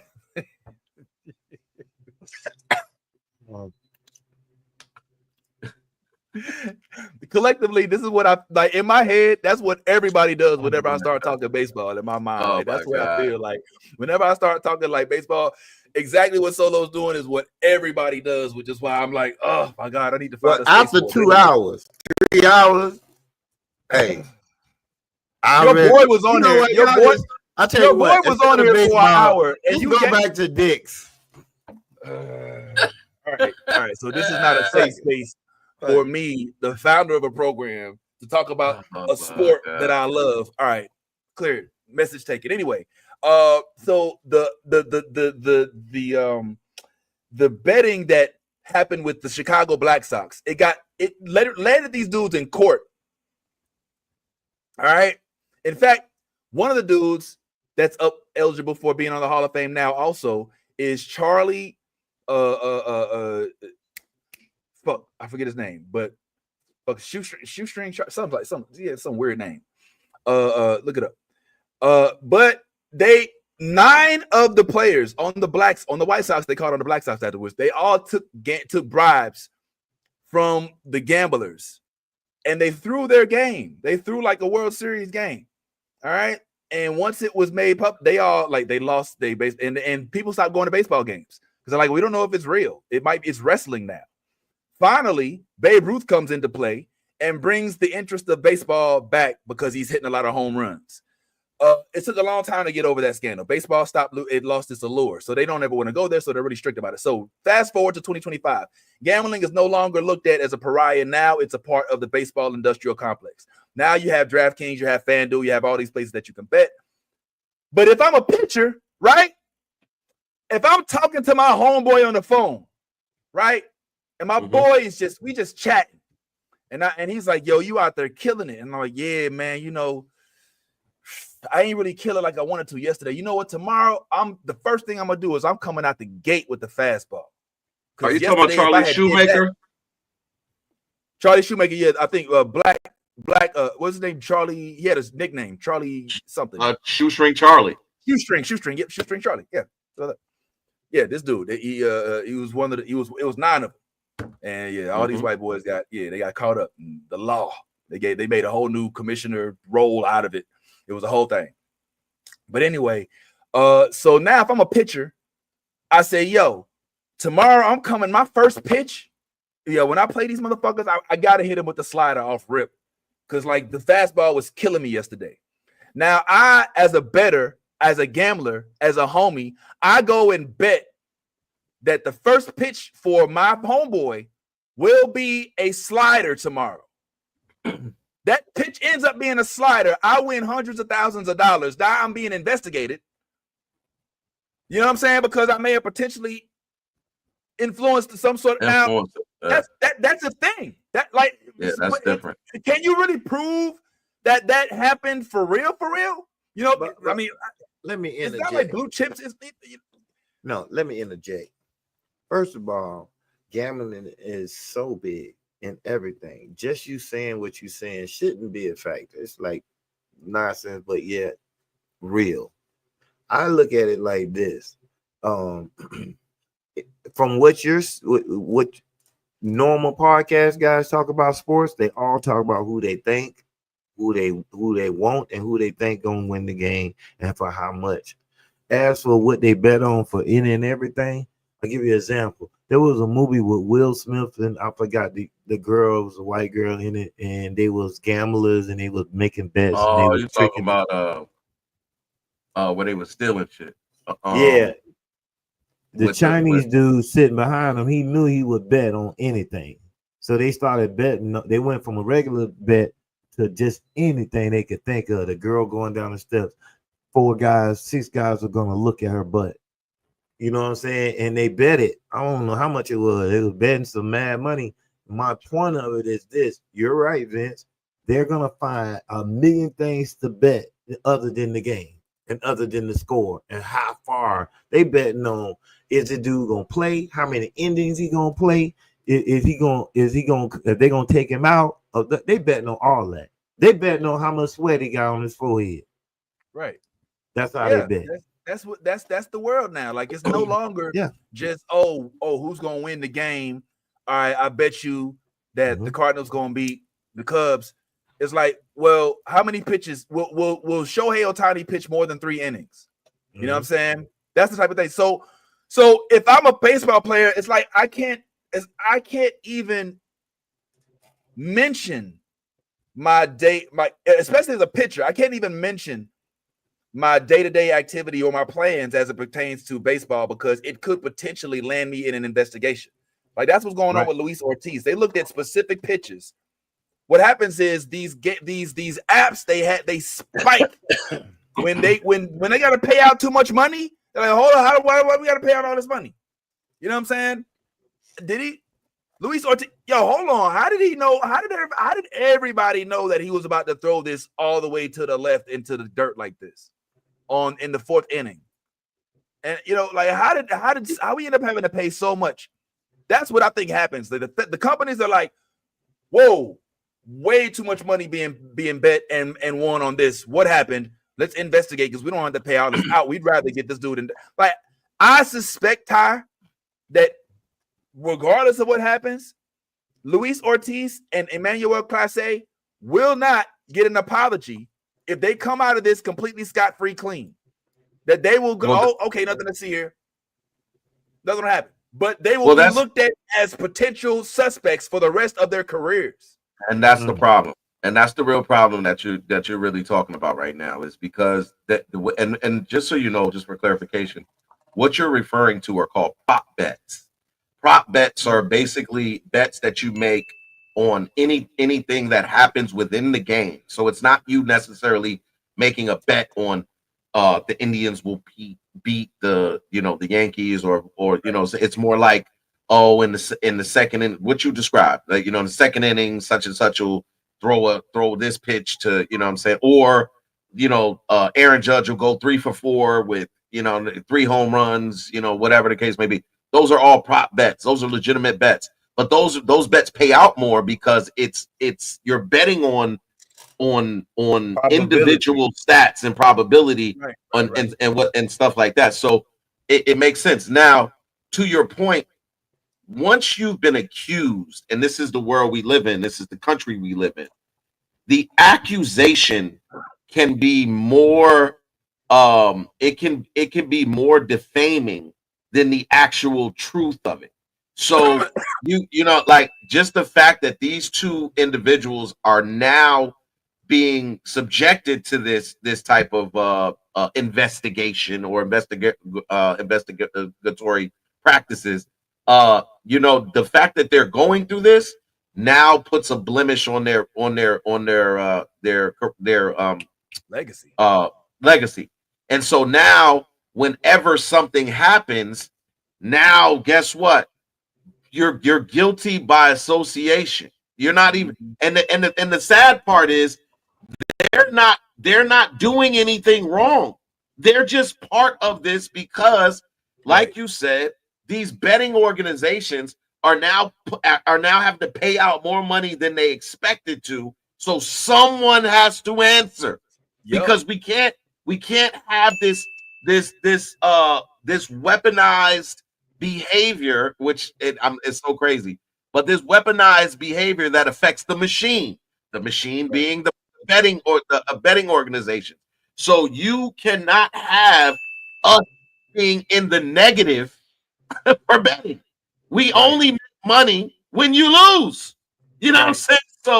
So this is sad that they're the ones that are being sacrificed. They're the sacrificial lambs in this case. And it's sad that those two players are going through this. Now, flip side of this, we also live in a country where if you feel as though your reputation has been tarnished unjustifiably, you can sue. It's called defamation of character. So if they at some point come out of this squeaky clean, but feel like it has affected their legacy and tarnished their legacy, then if somebody in their camp is smart enough, you go right back at the machine, and you go sue the machine for this investigation that has no merit, really, if you think about it. Yeah, because they ain't doing the white people like that. No. When it comes to money, there's no color. There's no color. If this was Tariq Schoolball, they was like they don't give a fuck about that money. That's it. The only is green. But you are on to something, Solo, in that this I think this, to me, Ty, this feels like Luis Ortiz got brought some chicken in 48 hours in the testify, and he snitched. This feels like some classic snitch tactics. How Luis Ortiz get pulled in? You know what I'm saying? He's under investigation. All of a sudden, a month later, I'm pulled in. Like, oh, what the fuck? You know what I'm saying? Yeah. Like, how good was the chicken, my nigga? How long did they keep you awake? You know, because like, why is you snitching? How much you like? It's hard for me to see them just being like, yeah, because why wouldn't they get them both at the same time if they had something on them both at the same time? This says to me like, and he probably dry snitching. Listen, it wasn't me. You know, somebody else. I can't say who, but somebody in the thing. You know, they also. You racist. You racist. Why? How am I racist, bro? This doesn't make sense. That's a horrible Spanish. That's a horrible Spanish accent. Oh my God! You speak English, nigga. I know you ain't talking, nigga. Whatever, bro. Hey, go get the. I'm having a heart attack. Get the defibrillator. It's right. You have a horrible. You can't do a Latin accent. No. Whatever. I speak Spanish, but yeah, I Ty. Am I tripping, man? This reeks to me of, look, if you're not the one we're really after, You know what I'm saying? Like this. But a manual class A, like they're after a manual class A though. At least wait till he signed the deal. I mean, like that, like it's just giving like it don't. You're right. It does feel like somebody, you know, threatened them to throw him in a cell with Tyrone. Solo. It's like look, we got a nigga that'll bite your dick off right now. Right now, nigga. Like you better tell us everything. He's like, no, bite my dick off. No. Like, please. So I should be given a shank anytime I step into a room when it's in the gym. I should be giving one like in my property. Like everything they give me, the shoes, and right on top of it is a shank. And a real shank. Cause you seen the shanks of today's criminals in jail? How do you hide a shank this long? Big shanks. Y'all gotta see that shit. It's crazy. Carefully. But yeah, this is one of those things, man. Again, that I feel like this is a reach. And again, if anybody and maybe somebody, you know, from his camp is watching our show right now, who knows? But if you are, I would suggest letting this all play out. And then after it plays out and Emmanuel Clase, your client, is basically excused from all of these alleged schemes that he's devised by throwing the slider in the first, you know, whatever the case may be, to go and get at those same institutions. I mean, like don't let somebody come and say something about you. We live in a world right now where you can say certain stuff, but certain stuff you can't say. If you start talking about my character and you know, questioning these things, you can question them, but you can't make an allegation without any merit. And I think that's exactly what they're doing right now. They're making an allegation without any merit. So what? Because he threw threw a slider or whatever the case may be. Now, flip side of that, Vince, if there was a prop line and he checked every prop line box, then maybe. You know what I'm saying? If this is all player prop line and he hit every box, then I would be like, this is not something that's just gonna happen. Yeah. This is something staged. And now then I support the gambling investigation. But come on, man. Let me do this then. Let me do this. So this is not just coming out the woodwork. There is evidence to support what is being claimed. And here are the pitches. There are some of the pitches that they're saying were questionable. And evidently these are some of the ones that had high payouts. So let's just kind of take a look at this. And I'll read the header for you. It says Emmanuel Clase. Well, hey, look, I'll tell you what, we'll just go ahead and put it up here, bro. It says Emmanuel Clase has thrown 22 pitches this season with a 0-0 count, bases empty outside the game day strike zone. So basically, like, this is abnormal. This combo got rolling because of the Luis L. Ortiz situation. I have zero info on whether this in base is tied to the same market. Getting a lot of it's hard to throw 100 miles per hour replies, sure, but these are waste sliders. So just, I guess, check it out. A slider in the dirt. It looks like a slider outside. Inside. What are they trying to say? Oh, yeah. What are they trying to say? That looked like a high fastball inside. Yeah. If it was all in the same game, that's another slider. That's another slider in the dirt and to the inside. So what am I? Yeah, what are you watching? Well, the allegation, I guess, the allegation is that before this season, this type of pitch from him was not to be expected, and all of a sudden, on specific, hold on, let's check this one out. Like a lot of balls in the dirt. this is atypical of Emmanuel Clase, especially if you go and then look at these bets. So what I'm saying? Oh, you talking about it co-in-line with the bets that he made?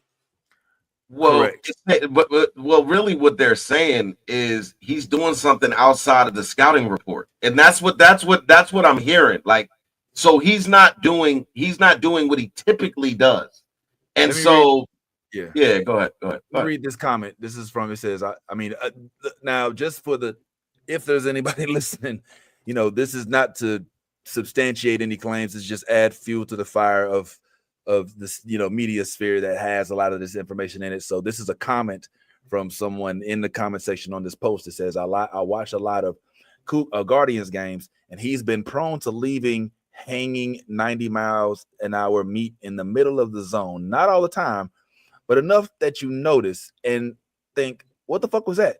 Especially after last year's domination. Figured it was just an off year. Maybe now we have a reason. Okay, but like the breaking balls in the dirt is kind of valid. First pitch breaking balls tend to slip from your fingers and are meant to beat the batter down 0-1, not for Class A. Now this is where I feel like it'd be very difficult to really make it something where you can charge them or actually state how do you prove for a fact that he did this? How do you prove without a shadow of a doubt? Like, I get jerks in Profar. You piss dirty, you piss dirty. Nah, you didn't know. Okay, well, now you know. No playoffs for you. But how can you prove that somebody pitched a certain pitch especially for a gambling ring that they might not even be associated with, that they don't get no money for? There's only one way. There's only one way, bro. And that has to be some sort of context, like text. Yep, that has to be some text messages or emails that have him stating, I'm going to, okay, yo, I'm gonna need you to do this. Okay, I got you. It's got to be some confirmation like that. Right. And that's the only way you're going to be able to submit a actual collusion happening. There's no, that's why I said right now, this is a purely an accusation that he is going through a gambling investigation based on an accusation. And that's why I'm saying there's no way to prove without any context that he's doing that. And so again, if you are a lawyer in his camp, if you are an agent in his camp, you have the right to defend your client's legacy. So if this comes back and they're like, we weren't able to prove anything, sue the shit out of them. Oh yeah, that's what anybody would do. It's called defamation of character. You could not prove these things that you allege my client did. So now you have to pay for the accusations you made against my client publicly, because now there are articles that are basing him to be part of some type of collusion in baseball. And we know how seriously baseball takes collusion and gambling. So that is not something that you want to have your name associated with. Oh, it gets worse. And they can even say, Ty, and this deprived my client of hundreds of millions of dollars because it happened at the brink of a trade deadline, a very, very significant 100%. Trade deadline that was at the end of my client's contract with said team. And all of a sudden this breaks out and then you find nothing and we're supposed to just walk away with your apology. Fuck that. You owe us my potential contract. I could see it. And I'm here to see where this goes. However, I ain't gonna lie to you, Ty. I ain't gonna lie. I don't think that they would suspend this dude with pay and be willing to put this statement out there and make it public if they didn't have some substantial evidence. I don't know what that is, but I know whatever we talk about. Testimony. That's what they got. They got Luis in a room with a bucket of chicken talking about Luis. He's sitting there. Was it were me? It were somebody else. Emmanuel called me on the phone. Yeah. He said to me, he said to me, you see tomorrow's prophets? I was like, yeah, I see the prophets. Okay. I'm gonna need a slider from you. First, and then third inning, I'm going to need to strike out whoever. Okay. Listen. If you do this right, then make millions. Yo, I believe it. I literally. So that's who's. I really believe it. I literally that's the do state's believe it. witness. That's the state's witness. Now the problem with that is, Luis told everything for a bucket of chicken. We can't trust that nigga. He told everything for a bucket of chicken. So his shit. Soon as the judge hears, so did anybody coerce you to make this statement? Well, they offered me some chicken, Your Honor. They was some really good chicken. Yo, Solo. It's like, imagine Solo. Okay, imagine. You all right? You having That's my Charleston White. Oh, that's Charleston White.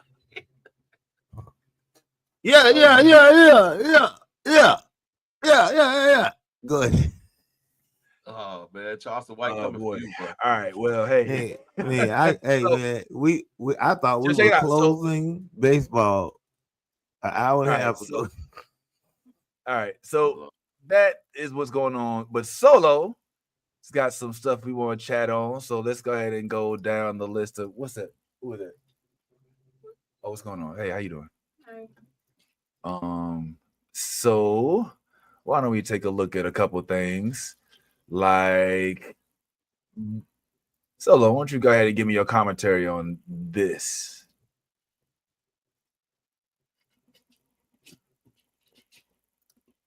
Oops. Back to baseball. Yeah, I like that dude right there. That's an old school song back in the days. Man.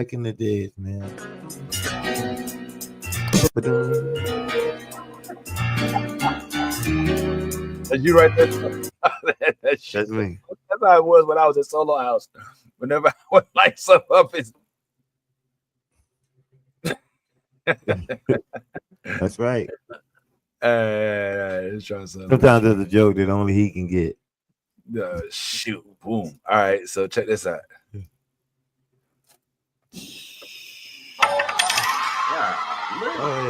I ain't gonna lie. When I saw this art, that was I didn't think it was art.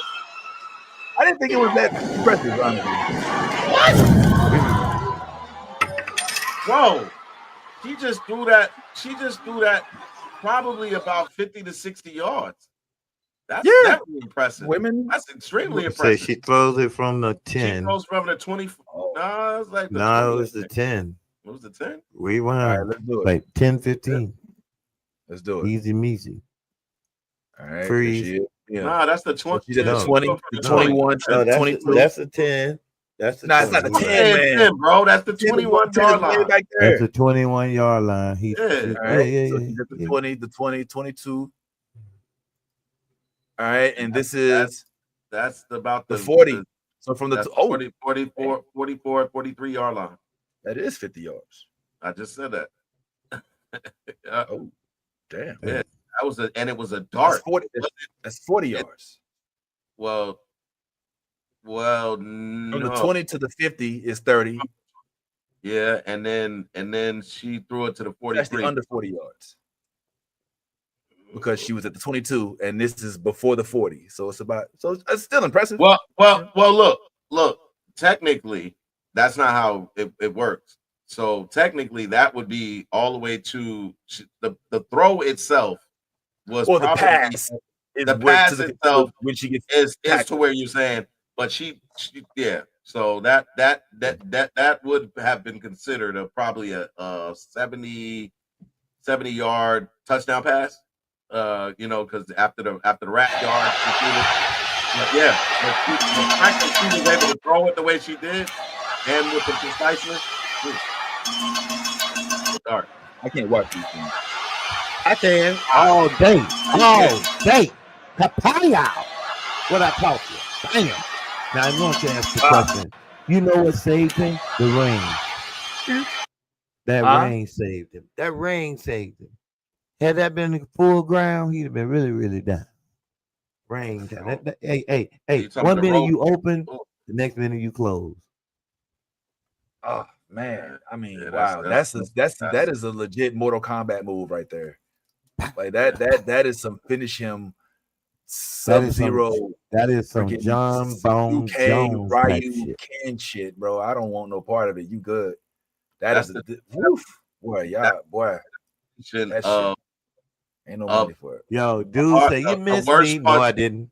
You missed me. No, I didn't. Yeah, that's the you missed me. No, I didn't. You missed me. No, I didn't. I cannot. I'm not watching this shit no more, man. Because he was confident. When dude's right.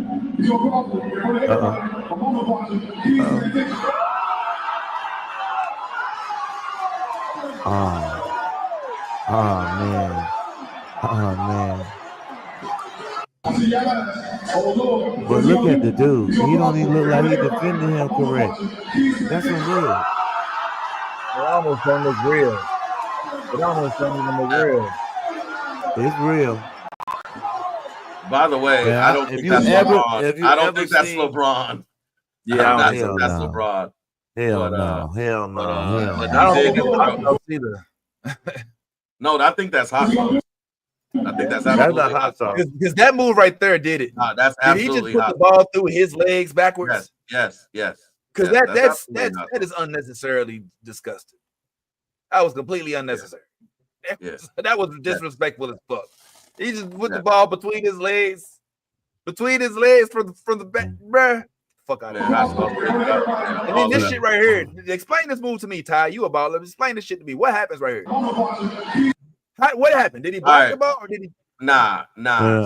So what they do is they fake pass it, right? And you snap the ball to where it rolls back. So I'm doing like a move where I flick the ball like I'm passing it and it flicks up. So they put enough rotation on the ball to where when I throw it, notice the dude turned around because he thought the pass went that way. But instead, you flicked it and the ball goes up in the air. The player's looking this way, ball comes back to you, you finish the move. Watch it one more time. Between the legs, between them other players' legs. Between his legs. Yeah, between his legs. Fake ball off your head. Wow. Boom. Look, the flick. You saw the flick. It went up in the air. He did absolutely travel. That is one thing about street ball. The travel rules don't apply. Double dribble rules don't apply. There's a lot of rules that don't apply in street ball. He tried as fuck. It was all good. This nigga just ran from right here. He grabs the ball. There's no more dribbles. There's no more dribbles. Look. Now, technically, I guess that's not. Nah, because he wasn't dribbling up to that. Don't make the 3 steps you get because you making a layup 9. He wasn't dribbling. He stopped dribbling and just started running. He took at least 5 pity pat steps, man. Come on, Solo. He took pity pat steps, brother. No, that's legal. Let me just say this right now.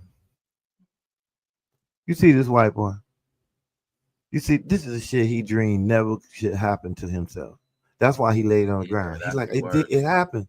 And the white over said, yeah. He's like, man, get up, man. Don't worry about it. But he's like, no, it really happened. It happened like that. If he crossed him like Ever Iverson. Oh, he turned all the way around. In any gym in America, right? If that happens to you, you have to leave the gym immediately. You literally the game stops. You gotta go. You gotta go. Like if that happens to you in the game, they will clown you for hours. Oh man, like you gotta go. Like there's like did you see the dude? Is that his own teammate that was teasing him at the end of it? Nah. Hell no. Then that would have been something to see. That was one of Hot Sauce's teammates. There he goes. He pulled up. Yeah, look at him. Man, that's nasty. That was man. That I don't mind it. I don't mind it. Yeah. You just got Richard.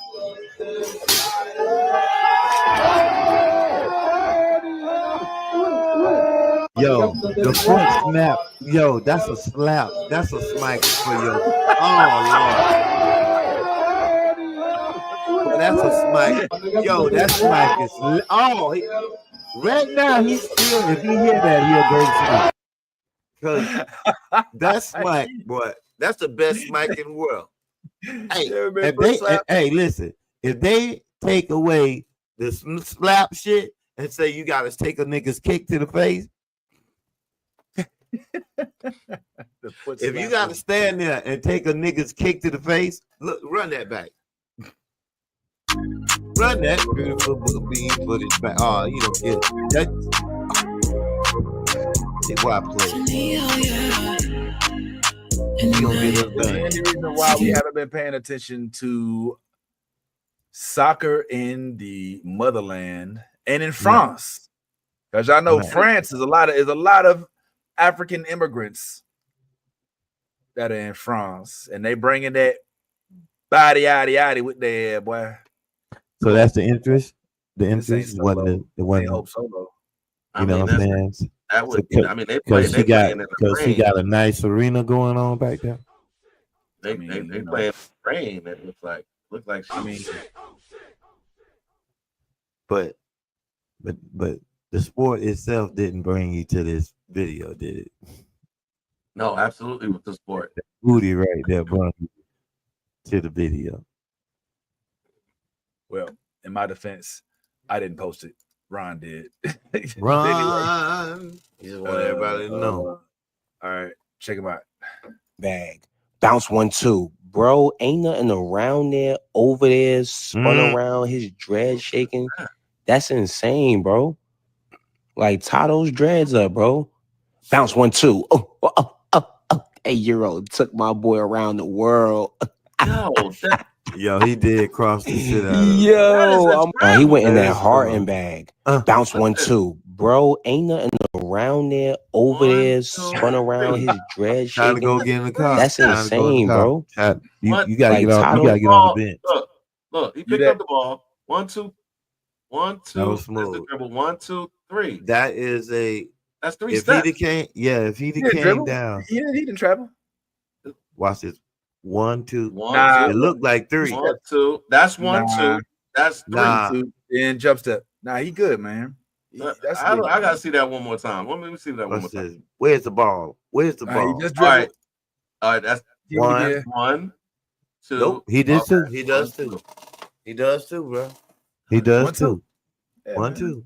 He does. Yeah, I guess the move. It looked like 3. Now clean. It did look like clean. I bet the defender was like it was 3. I'm telling you, it was 3 feet. The nigga did a whole about face, a whole 180. He spun them all the way around. Ty used to be like dirty. He hey. Not that dirty. I teleported.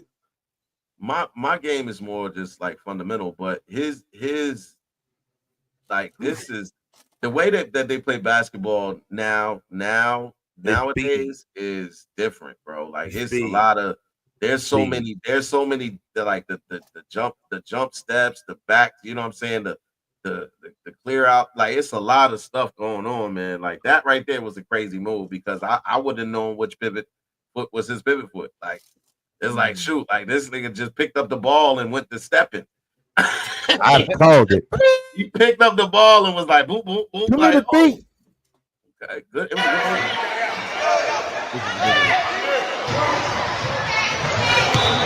Man, we gotta get this giant. Look at the hell. Where they get this giant at? Where they get this white boy? Where the hell in the dirt division children? Where the fuck did we get this big ass guy? Are these little kids playing? Can they recruit out of middle school? Yeah, they can. You can recruit a player. You know, He's as 14 soon as you years start, old. as soon as you start seeing their talent. But I think there should be a rule that's set forth that if you know, I know there's age requirements in basketball and everything like that, but this is just unfair. This is an unfair. It's not. It doesn't do any justice for that 14-year-old kid who's out there smacking kids' balls who are well under his size. I just think, and you know, and for the kids that are getting their balls smacked all over the place from a 7'4".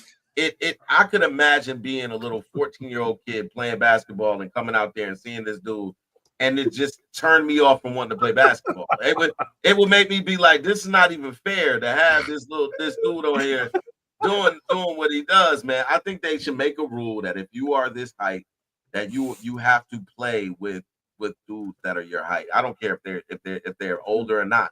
It'll do better for a 14-year-old to play against people his size so that he doesn't get too caught up in thinking he's nice because you over here, you know, smacking balls of people that are you over here smacking balls of little boys, little kids that are like not even half your size. Like these kids ain't even half his size. That's the crazy part. Like, hey, that's just wild. That is wild business. Yeah, look, he's look at the way he's you know you're wrong. You know you're wrong. You've never used the term smacking balls to talk about basketball before. Like all of a sudden today, we talk about Dick Allen, and now you're talking about if you want these boys to smack balls. Like, yo, man, a lot of Richard shit going on out here. Like it's like so.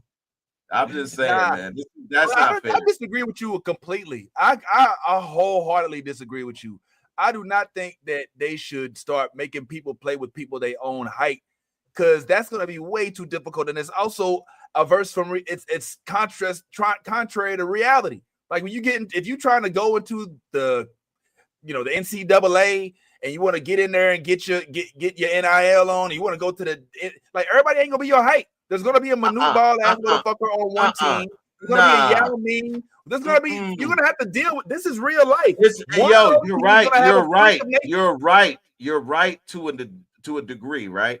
What I'm saying is, if you're 7'4" and you're playing with people that are 3'5", 3'6", not even 4 feet tall, that is such a disparaging disadvantage for those players that are not nearly close to you. That's not there's not a balance. There's not it's not balanced at all. What I'm saying is, if he's 7'4" at 14 years old, he should be playing with the 16 and up group. He shouldn't be playing with these little. And why do I say that? Because even at 7'4", he still holds an advantage over those 16 and up groups. I agree with that. So that's what I'm saying. And more importantly, he'll develop faster, because one thing I know is you don't get better playing down competition. True. You only get better playing upward competition. So at 7'4" and 14 years old, you should absolutely be in the 16U group as opposed to playing with these little kids, because at this part, this is developmental. This is developmental league. All of those kids right there are, look at that. That is so, man. And do you think that's regulation? Do you think that's regulation? No. You think that's a lower rim? That's a lower rim. No, it's not. There's no way. No, it's not. That's illegal. That's. I mean, if he's 7 feet, that looks like 3 feet over. It looks like 10 feet. Does it look like 3 feet? No, I think he's just enormous. I mean, if you're 7'4", it's gonna look like it's gonna make it look like the. Remember, he's not the normal one on this in the screen. Yeah, you're right. The kids are the normal size. Yeah, you're right. So you're right. I think that's regulation. I know some pretty tall 14-year-olds. So for him to be doing what he's doing, he should be dominating ass. Get him. Go ahead, homie. Solo, and I don't think you've talked too much about your playing sports growing up, but I remember, Ty, I know you and I have, with Pop Warner or AAU, you always heard about this one motherfucker, or there's always a team with that freak, right? You know what I'm saying? Like the team might it might be they might be a trash team, but they got that one player. There was a player named Lucius Cooper, and when I was coming up, that freak we saw him. We used to watch tape, and he was a freak of nature. He had like his legs were the size of a body. You know, he's like 14. I mean, we ended up playing him through high school and all that. You know, but we kept eyes on people like this. When I played my little basketball, even though I wasn't that great, I'm gonna keep it real. We had a freak on our team. His name was John Harper, and we recruited him from our church. He played in our YMCA league. All right, he was tall. He was like 6'4". The rest of us were still in puberty, and we were just my dad was our coach. He had this play because in the YMCA they forced you to play man on man. They didn't allow you to play zone. So my dad, the cheating genius he is, no shade, was like, oh well, if they got to play man, if I got the biggest dude on the court, I'm just gonna put all my players in the corner and let my big dude do one-on-one with one-on-one. So we would go down, we would get the ball, I dribble the ball down, and my dad would say, in the end, that was the name of the in the end, and then we would pass the ball to John. We would all run to the corners of the court because they had to guard us. Which is called that's called 5 out. And basically, yes, that's what you do. Everybody goes to the 3-point line, one in the corner, one on the wing, one in the corner, one on the wing.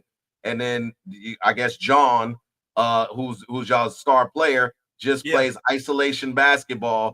And just, you know what I'm saying? So y'all clear out the hole, and all he does is just go into the lane every time and dominate. Literally. And look, I have no problems with that. 6'4" is a manageable.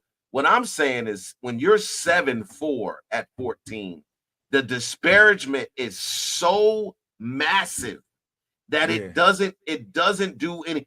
Imagine all of these other developmental young men that come to this game, and every shot you shoot, he's blocking everything. The game's over. He's got 27 blocks, and your team has 4 points on the board. Like that would, as a kid, that would totally fragment my, you know what I'm saying, everything that I'm trying to accomplish. I'd be like, this ain't even fair. I'd leave out of it and not ever want to play that game again. Does disadvantage only apply for size? Can it also apply for speed or other talents? No. Like if somebody's freakishly fast, but they're the same size as you, is it still unfair? If somebody's like freakishly muscular, but the same height? No. And I'm going to tell you why. Because that's why you have teammates. We can collapse on that dude. You can collapse on a 7'4" dude, but it doesn't matter if we collapse. If all he has to do is hold the ball up here and just shoot it over us whenever we could jump. If I have 4 players surrounding a 7'4" dude and we're all jumping, but the ball is way up here, nobody can reach it, and he's right by the goal, and all he has to do is flick it in every time. That it's unstoppable. That's why Shaquille O'Neal was so dominant. It wasn't just that. It wasn't just that he was skilled. His size and physique he would overpower everybody that you put in front of him, and he was doing that at 14 too. He was tall at 14 too. He had his growth spurt. He was another dude that was on teams being the tallest player on the thing, dunking on everybody. And I get it. Like, I'm just saying at 14 years old, I'm not talking about if this dude was 8, but at 14 years old, he should be playing with the 16 and up. He should have 16. I'll say this to end on this. Like, based on his height, because anything over 7 feet is just garbage. I mean, that's completely abnormal. And the scariest part about this for me is that he's 14. He may not even be done growing. All right. So he may have a few inches left in his legs to be grown. And so even if he does go play with the 16, 17-year-olds, they're still going to look like this. You know, it's like it's still going to, I mean, the skill level might be better. They might have a better strategy as for how to tackle them. But once you're in that Shaq height, like, this is college too. Like, you're not going to look at eye to eye level with a lot of people all the time. All right.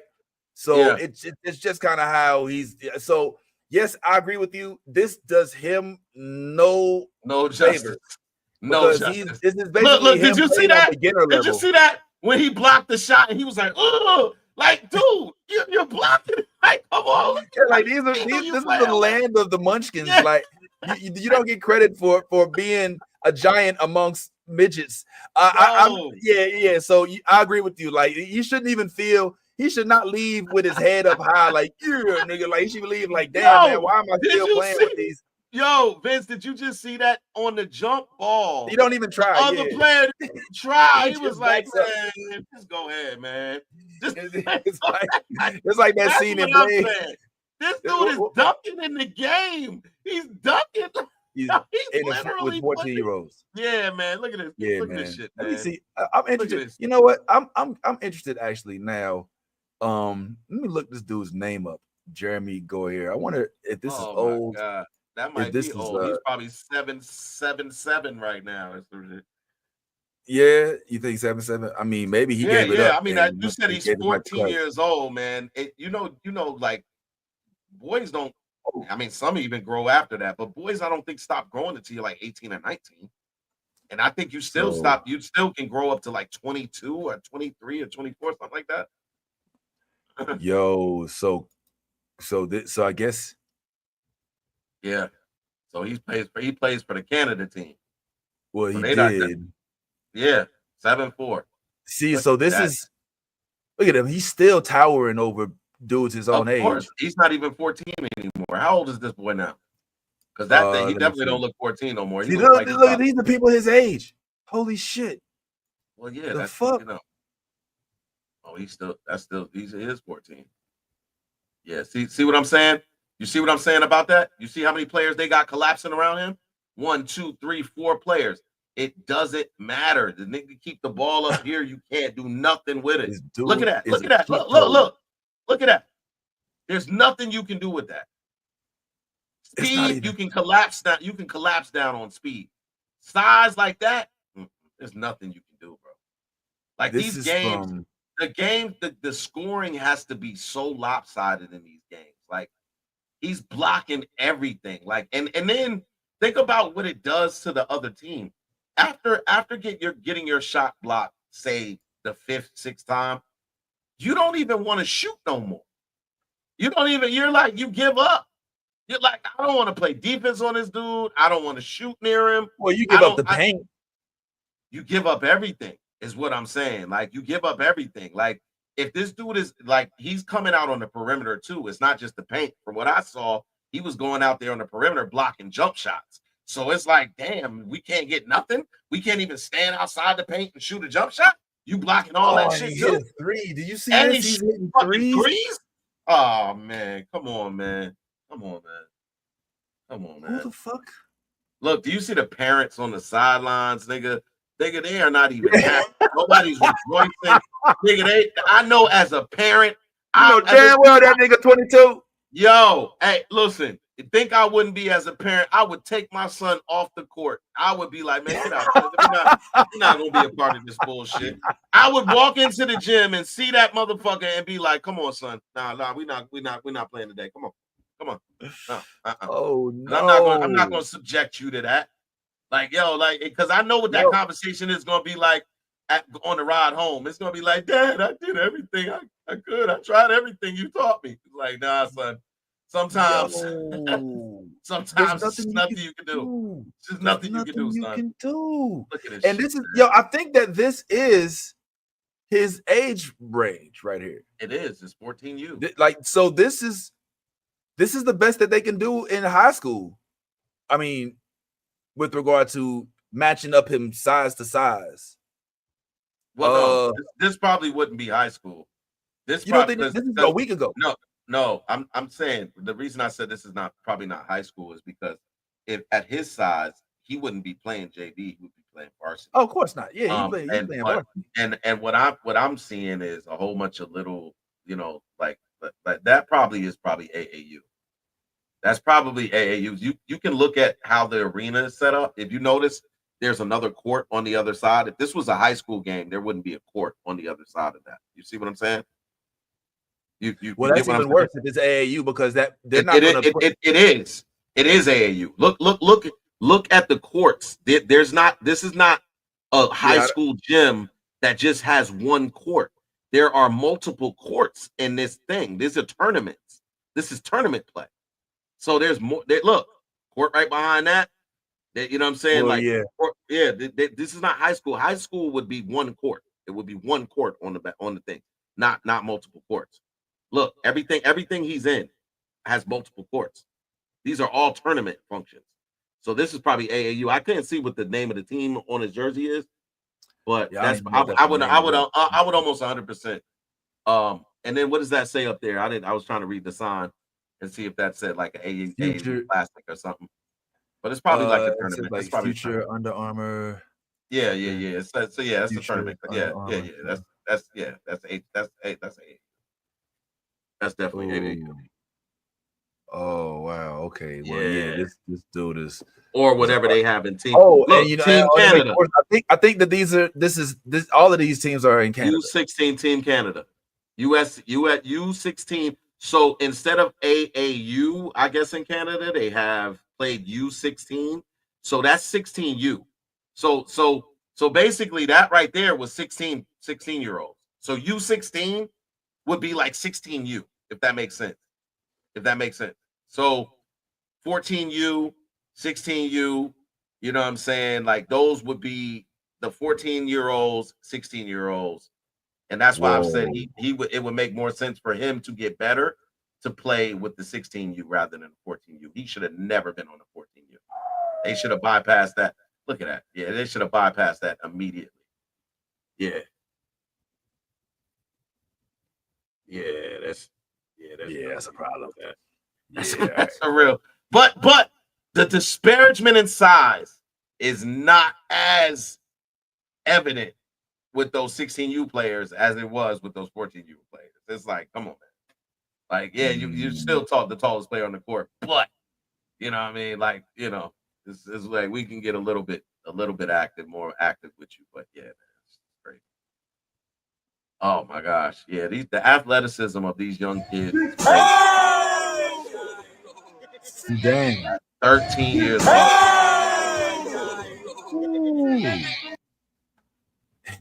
Oh God! What was that? I don't even know what that was. That's like a 180. It's not a 360. From the free throw line. Oh, 360. No, that's not from the free. That's not from the free throw. That's not from the. I mean, that's shit. That's not even close to the free throw line, but damn. Nah, not even. Shit, he just did it so easily. Yeah, he did it in the lane. But still, 13 years old, that's still impressive.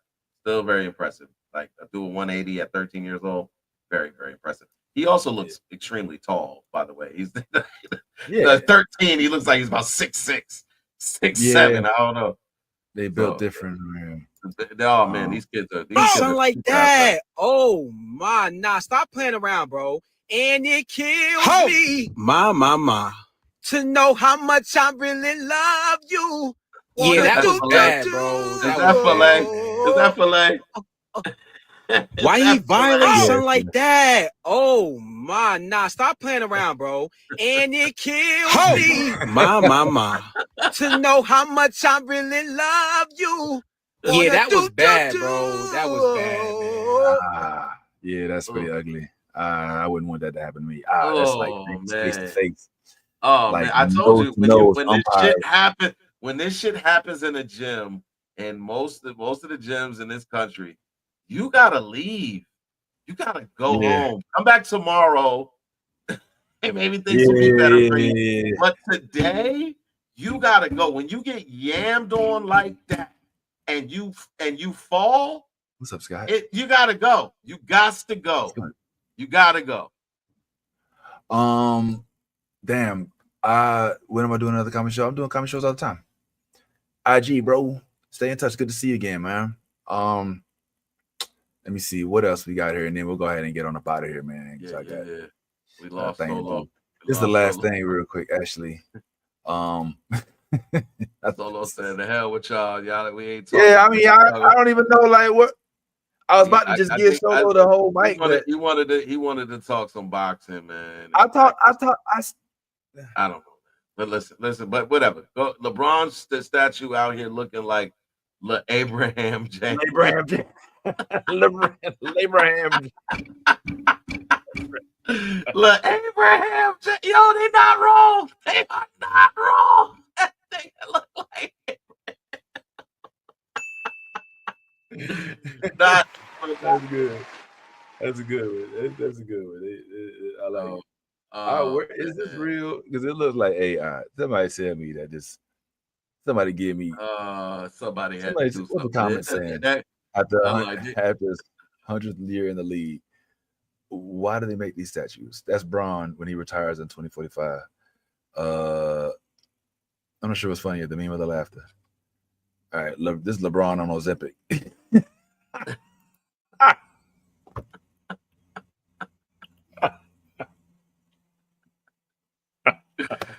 Yo, this is so much, man. But Abraham James. That's hilarious.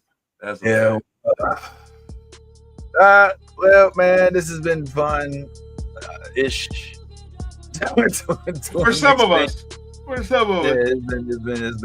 This has been time that has been. This has been time.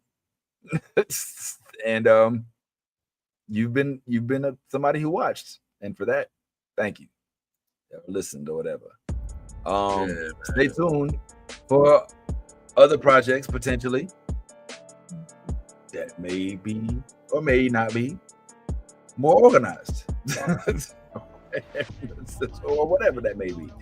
All right, man. To Solo, who I don't know, who I guess I don't know, is either protesting. I think he went in the cell and closed the door behind him. I think he went into the safety of his cell again. He's getting his teeth ready. You think he's make sure you don't got no. All right, well, whatever, man. Well, I appreciate you pulling up, man. Yeah.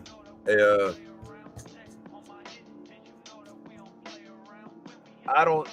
We'll get back with you all on the future of this endeavor. But for now, shout out to the boys CT for making it. Shout out to Manuel Classe. We stand with you until they can prove it. Absolutely. Shout out to Dick, Richard, and Dave. David, Dick, and Richard, and everybody. And shout out to LeBron James, Abraham, and everybody else out there, man, who fuck with us, man. Solo, Black Ron, I don't know, whatever. All right, man. Hey, all right, whatever. That one. I wish the better one to do it. go ahead. Nah, this.